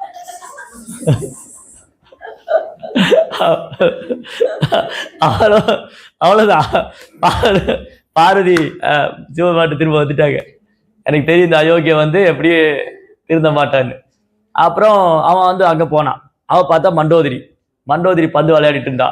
இன்னும் அவளை கூட்டிட்டு வந்தான். அம்மா சொன்னா, டே ஆத்மலிங்கம் வாங்கிட்டு வந்தா மண்டோதரி கூட்டிட்டு வந்திருக்கேடா. போய் சிவமாட்ட போய் ஆத்மலிங்கம் வாங்கிட்டு வானா, போய் மண்டோதரி அழைச்சிட்டு வந்திருக்கேடா. அப்புறம் திரும்பியும் போனான். திரும்பியும் போய் திரும்பி சிவபெருமானை சந்தோஷப்படுத்தி ஆத்மலிங்கம் வாங்கிட்டு வரும்போது தான் கணபதி சீட் பண்ணிடுவார். அந்த லிங்கம் வந்து எங்க இருக்குன்னா கோகர்ணால இருக்கு, கோவா இருக்கு இல்லையா, அங்கதான் அந்த லிங்கம் இருக்கு. வர வழியிலே கீழே வச்சுட்டு போயிடுவான். அந்த மாதிரி ஆயிடும், அவன் கொண்டு போக முடியாம பண்ணிடுவார் கணபதி. இந்த மாதிரி இந்த ராவணனுடைய மனோபாவம் அதுதான். ராவணனுக்கு அன்னைக்கு நான் சொன்னேன், ராவணன்னு சொன்னா அவனுக்கு 10 தலை 20 காது இருக்கு. அப்ப எவ்வளவு ராமனுடைய புகழ் கேட்கலாம், எவ்வளோ பகவானுடைய புகழ் பாடலாம், எவ்வளோ சாண்டிங் பண்ணலாம், எவ்வளோ கீர்த்தனம் செய்யலாம், எவ்வளோ 20 கை இருக்கு, என்னென்ன வாத்தியம் வாசிக்கலாம், ஒரு கையில மிருதங்கம் கர்த்தால் எல்லாம் வாசிக்கலாமே. ஆனா அவன் என்ன பண்ணா, அந்த 20 புலன்களையும் அவனுடைய சுய திருப்திக்கு தான், புலன்பத்துக்கு தான் பயன்படுத்திக்கிட்டான், சுயநலத்துக்காக. அதனால இந்த ராவணன் அப்படிப்பட்ட ஆளு. அப்ப இந்த ராவண யுத்தங்கிறது சாதாரண இது இல்லை. அது வந்து தெய்வீகமான குணத்துக்கும் அசுர குணத்துக்கும் நடக்கிற யுத்தம். ராவண யுத்தம்னாலே தெய்வீகமான குணத்துக்கும் அசுர குணத்துக்கும் நடக்கிற யுத்தம். அதான் என்ன ஆயிடுச்சு, ராவணன் ஒருத்தரையும் அமைச்சிட்டே இருந்தான். அவருடைய அமைச்சர்கள், மந்திரிகள், சேனாதிபதிகள் எல்லாம் யுத்தத்துல கொல்றாங்க. ஒரு பக்கம் அனுமான் பல பேர் கொண்டு இருக்காரு, அங்கதன், சுக்ரீவன், ராமர், லக்ஷ்மணன், ஹோல் ராட்சச டைனஸ்டி வந்து வம்சமே போயிடுத்து எல்லாம். கடைசியில் நம்பி இருந்தது கும்பகர்ணனை, அவனே ராமர் கொண்டாரு. அன்னைக்குதான் கும்பகர்ணன் கதை பேசிட்டு இருந்தோம் இல்லையா. அப்புறம் கடைசியில் ராவணனே வர்றார். ராவணன் வரும்போது அவன் வந்து எப்படின்னா, அவனுக்கு வந்து 10 தலை 20 கை, பிரம்மாண்டமான ரதத்துல ஆயிரக்கணக்கான ராட்சசரோட வர்றான். ஏன்னா ராமருக்கும் ராவனுக்கும் பயங்கரமா யுத்தம் நடக்குது. அந்த யுத்த பூமியில ராமருக்கும் ராவனுக்கும் பயங்கர யுத்தம். ராமர் என்ன பானங்களை போட்டாலும் அவன் உடம்புல கை கட்டாகும் திரும்ப கை வரும், தலை கட்டாகும் திரும்ப தலை முளைக்கும். ஒரு அம்பு விட்டு தலையை வெட்டுனா இன்னொரு தலை வந்துடும். அது வந்து அப்படி வந்துகிட்டே இருக்கு. அது அடங்கவே இல்லை. அது கண்டினியூஸா வருது. ஏன்னா ராவணா வந்து லஸ்ட் பர்சானிஃபைட். இந்த லஸ்ட்டுங்கிறது என்னதுன்னா கட்டுக்கடங்காத ஆசை. அது அப்படியே வந்துகிட்டே இருக்கும், அதை தடுத்து நிறுத்தவே முடியல. காமேஷ குரோதேஷ ரஜோகுண சமுத்பவ மகாசனோ மகாபாப்மா மித்யேரிக வைரினம். கிருஷ்ணா சொல்றாரு, அளவிட முடியாத ஆசையே காரணம், அது ரஜோகுணத்தினால் வரக்கூடியது. ஸோ ராவணனுக்கு என்ன, ராமர் சொல்றாரு, அப்போ ராவணன் எல்லாத்தையும் இழந்துட்டான்.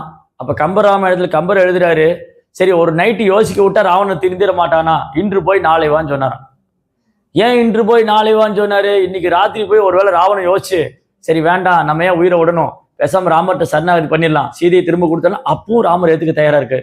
அப்பவும் ராமர் வந்து ராவணன் ஏத்துக்க தயாரா இருக்கு. ஆனா ராவணன் சரணாகதி பண்ணல. அடுத்த நாள் வந்து பயங்கரமா யுத்தம் பண்றான். அப்போ ராமர் அவனுடைய கை தலையெல்லாம் வெட்டினா திரும்ப திரும்ப வந்துகிட்டே இருக்கு. அப்போ விபீஷணன்ட்ட கேட்குறாரு, என்ன இவன் வித்தியாசமா இருக்கானே, எவ்வளோ அஸ்திரம் போட்டாலும் அவன் தலை வெட்டினாலும் தலை முளைச்சிருது, கை வெட்டினாலும் கை முளைச்சிருது. அப்போ விபீஷணன் சொல்லுவான், அவன் இதயத்துல வந்து ஒரு திரவம் இருக்கு, அவனுடைய நீங்க அடுத்த பானம் வந்து அவன் இதயத்தை நோக்கி போடணும், அவன் இதயத்துல அந்த திரவம் வற்றினாதான் அவனை கொல்ல முடியும்னர். அப்பதான் ராமர் வந்து பிரம்மாஸ்திரம் போட்டு அந்த ஆதித்ய ஹிருதய மந்திரம் சொல்லி அகஸ்தியர் வந்து சொல்லி இதெல்லாம் பண்ணுங்க அவனை கொண்டு வரலான்னு சொன்னேன். அப்புறம் கடைசியில் ராமர் அவன் இதயத்தை நோக்கி அம்பு செலுத்துவார். அப்பதான் அந்த 10 தலையிலையும் பிளட்டு வந்து அவன் மேலேருந்து கீழே விழுவான், ஒரு பர்வதம் மாதிரி சரிஞ்சு விழுவான். அப்போ என்னன்னா கிருஷ்ணா சொல்றாரு பகவத்கீதையில, யகி சத்ரு மகாபாகோ காம குரோதா லோபா, இந்த 3 தான் நம்ம எதிரின்னு சொல்றாரு. இந்த 3 இருக்கு இல்லையா, காமம் பேராசை கோபம், இதுதான் நம்ம எதிரி. இந்த எதிரி வந்து நமக்குள்ள வச்சுட்டு நம்ம வேற யாரையுமே நினைச்சிட்டு இருக்கோம் இல்லையா. இந்த எதிரி நம்ம கூட தான் இருக்காருங்கிற கிருஷ்ணா. அப்ப கிருஷ்ணர் என்ன பண்றாரு பகவத்கீதையில, எதிரி யாருன்னு சொல்லி கொடுத்துட்டாரு, அவன் எங்க இருக்கான்னு சொல்லி கொடுத்துட்டாரு, அவனை எப்படி ஜெயிக்கணும்னு சொல்லி கொடுத்துருக்காரு. எதிரி யாரு? காமம் கோபம் பேராசை, இவன் தான் நம்ம எதிரி. கண்ணுக்கு தெரிய மாட்டான், காமத்தை கண்ணால பார்க்க முடியாது, கோபத்தை கண்ணால பார்க்க முடியாது இல்லையா. இதெல்லாம் பொறாமை காமம் கோபம் இதெல்லாம் நம்ம எதிரிங்க, அது உள்ளுக்குள்ள ஒழிஞ்சுக்கிட்டு இருக்கு. இப்ப இருக்கிற இடம் சொல்லியாச்சு, எங்க இருக்கு? 3 இடத்துல இருக்குன்னு கிருஷ்ணா சொல்றாரு. நம்ம எதிரிகள் வந்து 3 இடத்துல இருக்கு, புலன்கள்ல இருக்கு, மனதில் இருக்கு, புத்தியில இருக்கு. புலன்கள்லயும் இந்த எதிரி உட்கார்ந்துருக்காங்க, மனசுலயும் உட்கார்ந்துருக்காங்க, புத்தியிலயும் உட்கார்ந்துருக்காங்க. இப்ப எப்படி இவங்களை ஜெயிக்கிறது? அது ராமர் வந்தாதான் முடியும். ராவணனை யாரால கொல்ல முடிஞ்சது?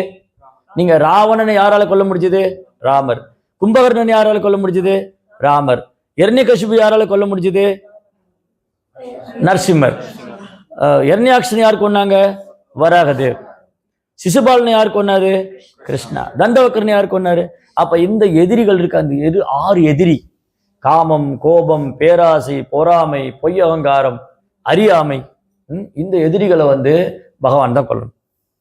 அப்போ இந்த எதிரி எங்க உட்கார்ந்துருக்காங்க? புலன்கள்ல, மனதுல, புத்தியில. சரி, இப்ப புலன்கள்ல இருக்கிற எதிரி எப்படி கொள்றது? இப்ப ராமரோ கிருஷ்ணரோ அல்லது நரசிம்மரோ நம்ம முன்னாடி நேரா டைரக்டா வந்து இந்த எதிரிகளை கொல்லல. இப்போ இந்த எதிரிகளை கொல்றதுக்கு என்ன செய்யணும்? பிரபுபா சொல்றாரு, இந்த புலன்கள் இருக்கிற எதிரி எப்படி கொல்லுவீங்க? கண்ணு காது மூக்கு எல்லாம் இருக்கு இல்லையா, இதுல கூட எதிரி இருக்கான். கண்ணால வந்து காமம் வரும், கண்ணால வந்து கோபம் வரும், கண்ணால பொறாமை வரும், இது கண்ணுல தெரியும் இல்லையா, புலன்கள் இருக்கு. அப்ப இந்த புலன்களை எப்படி நீங்க, இந்த புலன்கள் இருக்கிற எதிரி எப்படி நம்ம வெல்றது?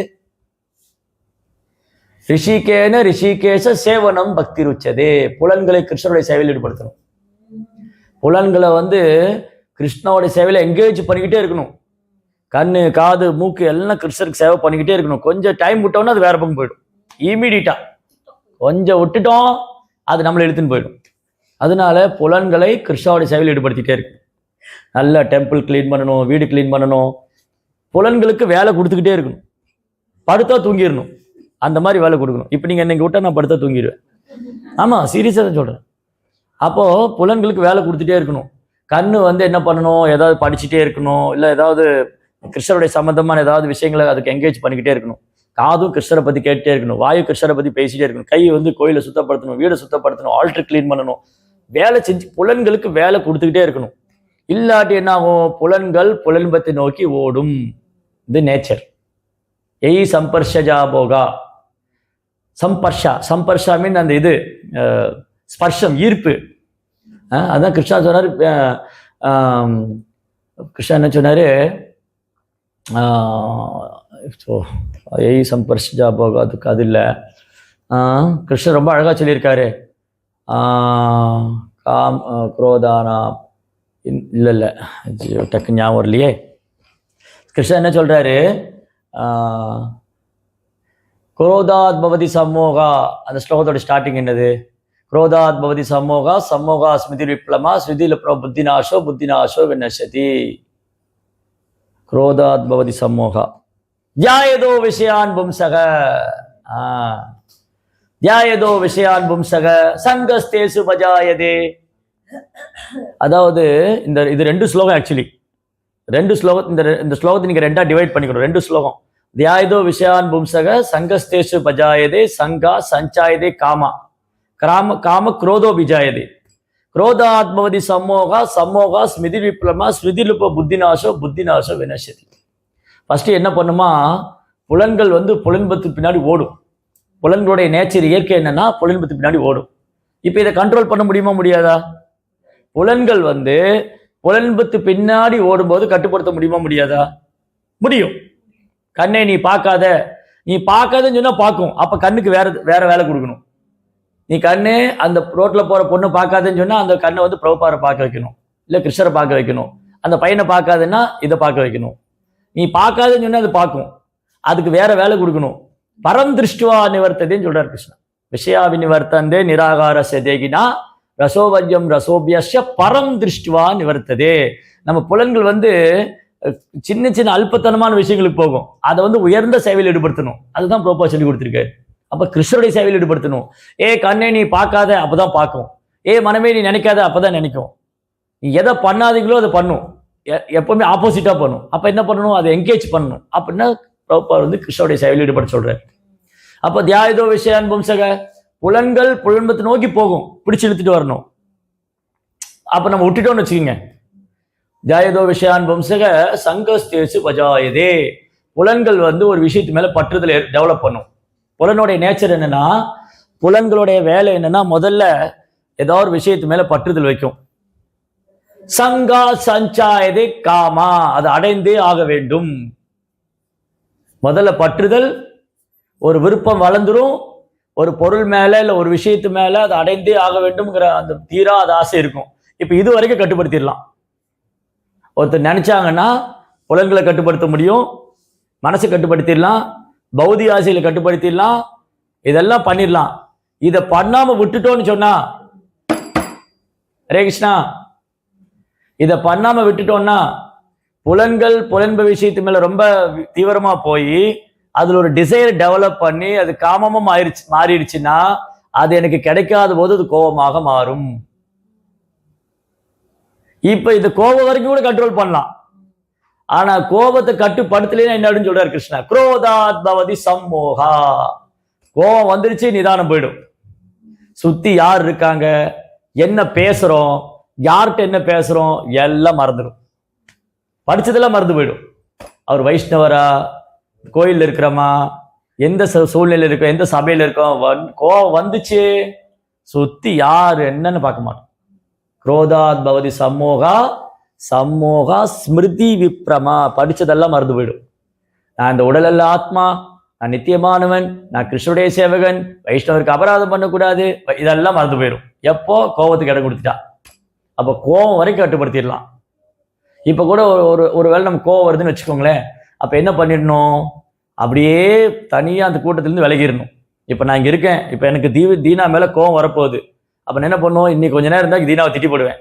அப்போ நைஸாக அங்கேருந்து போய் ஒரு ஜெபமாலை எடுத்து ஒரு 4-5 மாலை உட்காந்து சாண்டிங் பண்ணணும், இல்லை ஏதாவது சர்வீஸ் பண்ணணும், க்ளீன் பண்ணணும், பாத்திரம் கழுவணும், தரை துடைக்கணும், வட்டரை அடிக்கணும், ஏதாவது பண்ணி அதை அப்படியே டைவெர்ட் பண்ணிடணும். அப்படி கொஞ்ச நேரம் கழிச்சு வந்தா, தீனா எனக்கு அப்போ கோவம் வந்தது, உன்னை திட்டலாம் தான் நினைச்சேன், சரி ஏன் இப்படி பண்ண அப்படி கேட்பேன். ஆன் த ஸ்பாட்ல, ஏய் தீனா ஏன் இப்படி பண்ணி நீ அப்படி நான் சத்தம் போட, அவர் என்ன சத்தம் போட, அது பெரிய பிரச்சனை ஆயிடும் இல்லையா? அப்ப குரோதாத் பவதி சம்மோகா சம்மோகா ஸ்மிருதி விப்ரமா. படிச்சதெல்லாம் மறந்து போடும். படிச்சது மறந்து போச்சு, புத்தி நாசமாயிடும். புத்தி நாசம்னா எல்லாம் வீணா போயிடும். இது கைமீறி போன கதை. கோபத்தை கட்டுப்படுத்தினா இதெல்லாம் கைமீறி போன கதையாயிடும். அதனால ஃபர்ஸ்ட் புலன்களை கிருஷ்ணருடைய செயல் ஈடுபடுத்தணும். அப்போ புலன்களுக்கு எதிரி நம்மளை அட்டாக் பண்ண முடியாது. நான் கிருஷ்ணரை பத்தியே பார்த்துட்டு இருக்கேன், கிருஷ்ணர் சம்மந்தமா மொபைல்ல கூட கிருஷ்ணர் சம்மந்தமா பார்க்குறேன், வேற எதுவும் பார்க்கறது இல்லை. அப்புறம் நான் பகவத்கீதை படிக்கிறேன், கேட்குறேன், படிக்கிறது இருக்கட்டும். புலன்களை ஃபர்ஸ்ட் புலன்களை பகவானை தரிசனம் பண்றது, பகவானுக்கு சேவை பண்றது. அம்பரீஷர் பண்ணார் இல்லையா? அம்பரீஷர் என்ன பண்ண, அவரே போய் கோயிலை சுத்தப்படுத்தினார். அவருக்கு சேவை பண்ண 1000 பேர் இருக்காங்க. அவர் மன்னர், அவரு ராஜா. அம்பரீஷருக்கு சேவை பண்ண 1000 பேர் இருக்காங்க. அவரு காலை கோயிலுக்கு நடந்து போனார். அவர் கூப்பிட்டா ரதம் ஓட்டின்னு வர்றதுக்கு 1000 பேர் இருக்காங்க. அவருக்கு ஆயிரக்கணக்கான ரதங்கள் இருக்கு, சேவகர்கள் இருக்காங்க, பல்லக்குல தூக்கிட்டு போவாங்க. ஆனா காலை கோயிலுக்கு நடந்து போவார், கை போய் கோயிலை சுத்தப்படுத்துவார், காது அங்க இருந்து கிருஷ்ணரை பத்தி கேட்பார், அப்புறம் அங்க கொடுக்குற பிரசாதம் சாப்பிடுவார், துளசியை நுகர்ந்து பார்ப்பார், பகவான் விழுந்து நமஸ்கரிப்பார். இப்படி புலன்களை கிருஷ்ணருடைய செயலிட்டு. சரி, அப்போ சரி, புலன்கள் உள்ள எதிரி இப்படி போயிடுவான். புலன்களை கிருஷ்ணனுடைய சேவையில் ஈடுபடுத்திட்டே இருந்தா புலன்கள் உள்ள எதிரி ஜெயிச்சு. அப்ப மனசு இருக்கே, அதுக்கு என்ன பண்றது? புத்தி இருக்கு, புத்திக்கு தெரியுது தப்புன்னு, ஆனா செய்யறோம். நீ பண்றது தப்பு அப்படின்னு புத்திக்கு தெரியும், ஆனால் ஏன் பண்றோம்? அப்ப புத்தியை என்கேஜ் பண்ணும். புத்தி எப்படி கிருஷ்ணனுடைய சேவையில் என்கேஜ் பண்றது? புத்தி எப்படி கிருஷ்ணனுடைய சேவையில் ஈடுபடுத்துறது? இப்ப புலன்களை கிருஷ்ணனுக்கு சேவை பண்ண வைக்கலாம், புத்தி எப்படி கிருஷ்ணனுடைய சேவையில் ஈடுபடுத்துவீங்க? படிக்கணும், பகவத்கீதா, பாகவதம், சைத்தன்ய சரிதாமிர்தம். அப்ப படிக்கும்போது புத்தி ஷார்ப் ஆகும். ஓ, நான் இங்க படிச்சிருக்கேன், ப்ரோபா இப்படி சொல்லியிருந்தாரு, ப்ரோபா புக்ல இப்படி சொல்லியிருக்காரு, பாகவத்துல இப்படி சொல்லியிருக்கு, ராமாயணத்துல இப்படி சொல்லியிருக்கு, சைத்தன்ய சரிதாமிர்தம் இப்படி சொல்லியிருக்கு. அப்ப புத்தி வந்து ஷார்ப் ஆயிடும். புத்தி கூர்மையாச்சுன்னா தப்பு பண்ண மாட்டோம். புலன்களும் கிருஷ்ணனுடைய சேவையில் ஈடுபடுது, சாஸ்திரம் படிக்கும்போது புத்தியும் கிருஷ்ணனுடைய சேவையில் ஈடுபடுது. அப்புறம் மனதை எப்படி கட்டுப்படுத்துறது? ஹரே கிருஷ்ணா கிருஷ்ண கிருஷ்ணா ஹரே ஹரே, ஹரே ராம் ராம் ராம் ஹரே ஹரே சாண்டிங் பண்ணி மைண்டை கண்ட்ரோல் பண்ணும். அப்போ ஜபம் பண்றது மூலமா மனதை தூய்மைப்படுத்த முடியும், சாஸ்திரம் படிக்கிறது மூலமா புத்தியை தூய்மைப்படுத்த முடியும், சேவை பண்றது மூலமா புலன்களை தூய்மைப்படுத்த முடியும். இது எல்லாமே பியூரிஃபை ஆகும். அப்போ நமக்கு வந்து இந்த மென்டாலிட்டி எல்லாம் போயிடும். இந்த ராவண மென்டாலிட்டி, கிஷ்கிந்தா மென்டாலிட்டி போய் பியூர் டிவோட்டி ஆகும். அயோத்தியாவில் இருக்கிற மாதிரி, ஹனுமான் மாதிரி, சீதை மாதிரி, பரதன் மாதிரி, லக்ஷ்மண மாதிரி, இந்த மாதிரி ஒரு கான்சியஸ்னஸ் டெவலப் ஆகும். அதுதான் இந்த ராமாயணம் வந்து நமக்கு ரொம்ப அழகாக கற்றுக் கொடுக்குது. அதாவது நம்ம எல்லாருமே வந்து ராமர்கிட்ட பிரார்த்தனை பண்ணணும். சரி, ராமநவமி முடிஞ்சுது, ராவணனை வதம் பண்ணிட்டா, இப்போ ராமர் எங்கே இருக்காரு? ராமர் தான் அன்றைக்கே ராவணனை வதம் பண்ணிட்டாரு. இன்னைக்கு ராவணன் எங்கே இருக்காரு? என் இதயத்துக்குள்ளே உட்காந்துருக்காரு, அடிக்கடி வெளியில் வருவார். எல்லா அசுரங்களும் இப்போ நம்ம இதயத்தில் தான் உட்காந்துருக்காங்க. ராவணன், கும்பகர்ணன், ஹிரண்யகசிபு எல்லாம் உட்காந்துருக்காங்க. காமம், கோபம், பேராசை, இது ஒருத்தராக அடிக்கடி வெளியில் வருவாங்க. அப்போ இவங்களை கொல்றது பகவானால தான் முடியும். அப்போ கலியுகத்தில் பகவான் நாம ரூபத்தில் இருக்காரு. அப்போ நாமும் நம்ம இதயத்துக்குள்ளே போய் இந்த அசுரங்களை கொல்லணும், நம்மளால கொல்ல முடியாது. அதனால தான் நம்ம சாதனா வந்து எவ்வளோ சின்சியராக பண்ணுறோமோ, சாண்டிங் எவ்வளோ கவனமாக செய்கிறோமோ, அப்போ தான் இவங்களை ஜெயிக்க முடியும். இவங்களை ஜெயிக்கணும்னு சொன்னால் நம்ம சாதனா வந்து ஸ்ட்ரிக்டாக ஃபாலோ பண்ணணும், சின்சியராக சாண்ட் பண்ணணும். அப்போ தான் இந்த எதிரிகளை ஜெயிக்க முடியும். அப்போ கலியுகத்தில் வந்து பகவான் நாமத்தில் இருக்கார். கலிகாலே நாமரூபே கிருஷ்ண அவதாரி. யார் நரசிம்மரா அவதாரம் பண்ணாரோ, யார் ராமரா வந்தாரோ, யார் வந்து கிருஷ்ணரா வந்தாரோ, அவர் நாம ரூபத்தில் இருக்கார். அதில் தான் சைத்தன்ய மகாபிரபு அந்த நாமத்தை எல்லாருக்கும் கொடுக்குறாரு. அப்படின்னா கிருஷ்ணர் தன்னையே கொடுக்குறாரு நாம ரூபத்தில். அப்போது அந்த நாமம் இதயத்துக்குள்ளே போய் நம்ம இதயத்தை தூய்மைப்படுத்தணும். அதனால நமக்கு இருக்கிற ஒரே ஹோப், நம்ம கன்ஃபார்ம் நம்ம கலியுகத்தில் நமக்கு இருக்கிற ஒரே ஹோப்பு ஹோலி நேம் தான். நமக்கு இருக்கிற ஒரே கடைசி வாய்ப்பு, ஒரே நம்பிக்கை, கலியுகத்தில் நமக்கு இருக்க ஒரே நம்பிக்கை நாம ஜபம் தான். நாம ஜபம், பகவத்கீதா, பாகவதம், பக்தர் சங்கம், இதுதான் நமக்கு கடைசி ஃபைனல் கால். ஃப்ளைட்டில் ஏர்போர்ட்டில் சொல்லுவாங்க, பேரை சொல்லி, mister Deena, this final call for you, the flight will go immediately within 15-20 minutes, where are you no. இப்போ தீனா ஓடணும், இல்லாட்டி ஃப்ளைட்டு போயிடும். அது மாதிரி பகவான்கிட்ட போகிறதுக்கு நம்ம இருக்கிற கடைசி ஃப்ளைட் வந்து இஸ்கான். அதில் பாஸ்போர்ட் வந்து ஹோலி நேம் இல்லையா? இதெல்லாம் விட்டுட்டோம். பைலட் காத்துட்டு இருப்பாரு, ஆனால் ஃப்ளைட்டு வெயிட் பண்ணாது. பைலட் யாரு? குரு கடைசி வரைக்கும் உட்காந்துட்டு இருப்பார், இவன் வருவானான்னு. ஆனால் ஃப்ளைட்டு வெயிட் பண்ணாது, டைமுக்கு போயிடும். என்ன கலியுகம் முடிஞ்சு போயிடுச்சுன்னா அப்புறம் ஒன்றும் பண்ண முடியாது. இந்த சான்ஸை விட்டுட்டோன்னா வேற ஒரு சான்ஸும் கிடையாது. லாஸ்ட் சான்ஸ், கடைசி வாய்ப்பு. ஹரே கிருஷ்ணா எல்லாரும் பயன்படுத்திட்டு நம்ம திரும்பியும் பகவான்கிட்ட போகணும். எங்கே போனால் மீண்டும் திரும்ப வரமாட்டோமோ, எங்கே போனால் துன்பமே இல்லையோ. என்னைக்கு ஒரு பக்தர் ஃபோன் பண்ணி ரொம்ப ஃபீல் பண்ணார், எனக்கு இப்படி ஆச்சு அப்படி. நான் சொன்னேன், இதெல்லாம் ஏன் நடந்ததுன்னா நீங்கள் முதல்ல இந்த உடலை எடுத்துருக்க கூடாதுன்னு இல்லையா? நம்ம இந்த உடம்பை எடுத்துட்டு யாரை குறை சொல்லுவீங்க? நான் இந்த உடம்பு எடுத்துட்டேன், தீனா என்னைய எப்படி சொன்னார், நந்தகிஷோர் என்ன அப்படி பண்ணார், நீ முதல்ல ஏன் இந்த உடம்பு எடுத்துக்கிட்டேன்னு கேள்வி கேட்கணும். அப்படியே அவர்கிட்ட போகிறதெல்லாம் அப்புறம் இருக்கட்டும், நீ இந்த உடம்பு எடுத்ததுனால இந்த மாதிரி ஆட்களை சந்திக்க வேண்டியது இருக்கு இல்லையா? அப்போ வந்து மீண்டும் நம்ம வரக்கூடாது. அப்போ கிருஷ்ணா என்ன பண்ணுவாராம், நமக்கு இந்த மாதிரி சூழ்நிலை அமைப்பார். ஏண்டா வெறுத்து போயிடும் இந்த வாழ்க்கையை, நீ வேண்டாம், இன்னொரு பிறவியே வேண்டாம். யாராவது விரும்புறீங்களா இன்னொரு பிறவி வேணும்னு? இதே மலேசியாவில் வேணுமா உங்களுக்கு? அப்படியா? பரவாயில்ல. யாருன்னு ஆச்சரியமா பார்க்குறாங்க எல்லாரும். பொதுவாக அது ஆன்மீக லோகத்தில் போய் பண்ணலாமே. இங்கே வந்து ஏன் பண்ணணும்? பெட்ரோல் கிடைக்காம, டீசல் கிடைக்காம, கார் ஓட்டிக்கிட்டு, அப்புறம் கொஞ்ச நாள் கேஸ் சிலிண்டர் ஒன்றும் இல்லாமல் நீங்கள் அப்புறம் ஆட்டாங்கல்ல தான் மாவு அரைக்கணும். ஆமாம், அப்புறம் என்ன வரும், உங்களால் மாவு அரைக்க முடியாது. இப்போவே பாருங்கள், நிறைய பேர் மாவு அரைக்கிறது இல்லை, வீட்டில் மிக்சிலையும் கிரைண்டர்லையும் போடுறாங்க. அப்புறம் டாக்டர்கிட்ட போனது நீங்கள் கையை இப்படி பண்ணுங்கிறாங்க. அதுக்கு முதல்ல இப்படி தான் மாவு அரைச்சிட்டு இருந்தோம், அப்புறம் இப்படி பண்ணுங்கிறாங்க. இது அம்மி அரைச்சிட்டு இருந்தது, இப்படி பண்ணுறாங்க. அப்புறம் இப்படி சைக்கிளில், வீட்டுக்குள்ளே சைக்கிளை வச்சு ஓட்டிக்கிட்டு இருக்காங்க இல்லையா? அன்றைக்கி சைக்கிளில் வெளியில் போனாங்க. இன்றைக்கி நான் நடந்து போகிறேன், பார்த்தா எல்லாம் காரில் போகிறேன், நான் ஒருத்தர் தான் நடந்து போயிட்டு இருக்கேன். நான் சரி சும்மா ரூம்லேயே இருக்கேன், அப்படி வாக்கிங் போகலான்னு நடந்து இப்படி ஒரு ரவுண்ட் அடிச்சுட்டு வந்தேன். ஒரு 2-3 கிலோமீட்டர் போனேன், பார்த்தா நான் ஒருத்தன் தான் நடந்துட்டு இருக்கேன். எல்லாரும் காரில் போகிறாங்க இல்லையா? இதுதான் காலம். அப்போ என்னாச்சு, டாக்டர்கிட்ட போனதுக்கப்புறம் நீங்கள் நடக்கிறதே இல்லை, கொஞ்சம் நடக்கணும்னு சொல்லி, அப்புறம் நீங்கள் கைக்கு வேலை கொடுங்க, இப்படி பண்ணுங்க, இப்படி பண்ணுங்க. இதெல்லாம் முதல்ல வேலை பண்ணிட்டு இருந்தது தான். அம்மி அரைச்சது, ஆட்டங்கள் அரைச்சது, இது அரிய வகை பொருள். இப்போ பார்க்கவே முடியல. அதெல்லாம் ஒரு நாள் அரிய வகை பொருட்கள் கண்காட்சின்னு வச்சா இதை தேடி கண்டுபிடிச்சி வேணா வைக்கலாம். அடுத்த ஜென்ரேஷனுக்கு வந்து இப்படிலாம் ஒரு காலத்தில் பண்ணிட்டு இருந்தோம் அப்படின்னு காமிக்கலாம். அதை வச்சு அதை வச்சு பண்றாங்க. அதனால நம்ம திரும்ப இங்கே வரக்கூடாது. திரும்ப ஜட உலகத்தில் வந்தோன்னு வச்சு சொன்னால் இன்னும் எவ்வளோ விஷயங்கள்லாம் பார்க்க வேண்டியது இருக்கும், இதோட மோசமாலாம் பார்க்க வேண்டியது. அதனால திரும்ப கிருஷ்ணாட்ட போயிடணும். திரும்பியும் கிருஷ்ணாட்ட போய் ஆன்மீக உலகத்தில் நீங்கள் வந்து எந்த தொந்தரவும் இல்லைங்க. யாராவது எனக்கு ஒரு தொந்தரவும் இல்லாமல் நான் சர்வீஸ் பண்ணணும்னு ஆசைப்படுறீங்களா? எனக்கு வந்து ஒரு தொந்தரவு இருக்கக்கூடாது, எனக்கு உடலால் தொந்தரவு இருக்கக்கூடாது. நீங்கள் 3 நாள் 4 நாள் கோயிலுக்கு வராதுன்னு சொல்லிடுவாங்க. அப்போ நீங்கள் எப்படி கோயிலுக்கு வருவீங்க?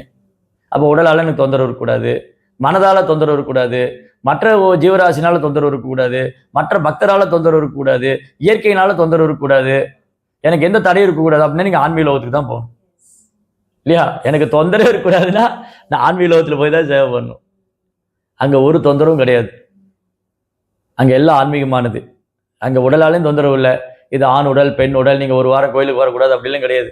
ஏன்னா அது ஆன்மீக உடல். எப்போவுமே 24 மணி நேரம் கிருஷ்ணருக்கு சேவை பண்ணிகிட்டே இருக்கலாம். அப்பேற்பட்ட இடத்த விட்டுட்டு இங்கே வந்து கஷ்டப்பட்டுக்கிட்டு இருக்கோம். சரியா? அதனால நம்ம திரும்ப பகவான்கிட்ட போகணும். அப்படி பகவான்கிட்ட போகணும்னு வைராகியம் இருந்தால் இந்த பண்ணுற சாண்டிங்கை அழகாக பண்ணி, சேவை நல்லா பண்ணி, வைஷ்ணவர்களாக சேவை பண்ணி, குற்றங்குறையெல்லாம் சொல்லாமல், எல்லாம் ஒரு பக்தரும் அவங்கவுங்க முயற்சி பண்ணுறாங்க பகவானுக்கு சேவை பண்ண. அதில் சின்ன சின்ன குறைகள்லாம் இருக்கும், குற்றங்கள் இருக்கும். அதை பார்த்துக்காம, அதை எடுத்துக்காம, இந்த அன்னப்பறவை மாதிரி நல்ல விஷயங்களை மட்டும் எடுத்துக்கிட்டு நல்லா சேவை பண்ணி, நல்ல பக்தராகி, குருவுக்கும் பிரபுபாதுக்கு ஏதாவது சாதனை பண்ணி இங்கிருந்து போயிடணும். ரைட்? ஹரே கிருஷ்ணா. ஜெய் ஸ்ரீல பிரபுபாதுக்கு. ஓகே, ஏதாவது கேள்விகள் இருந்தால்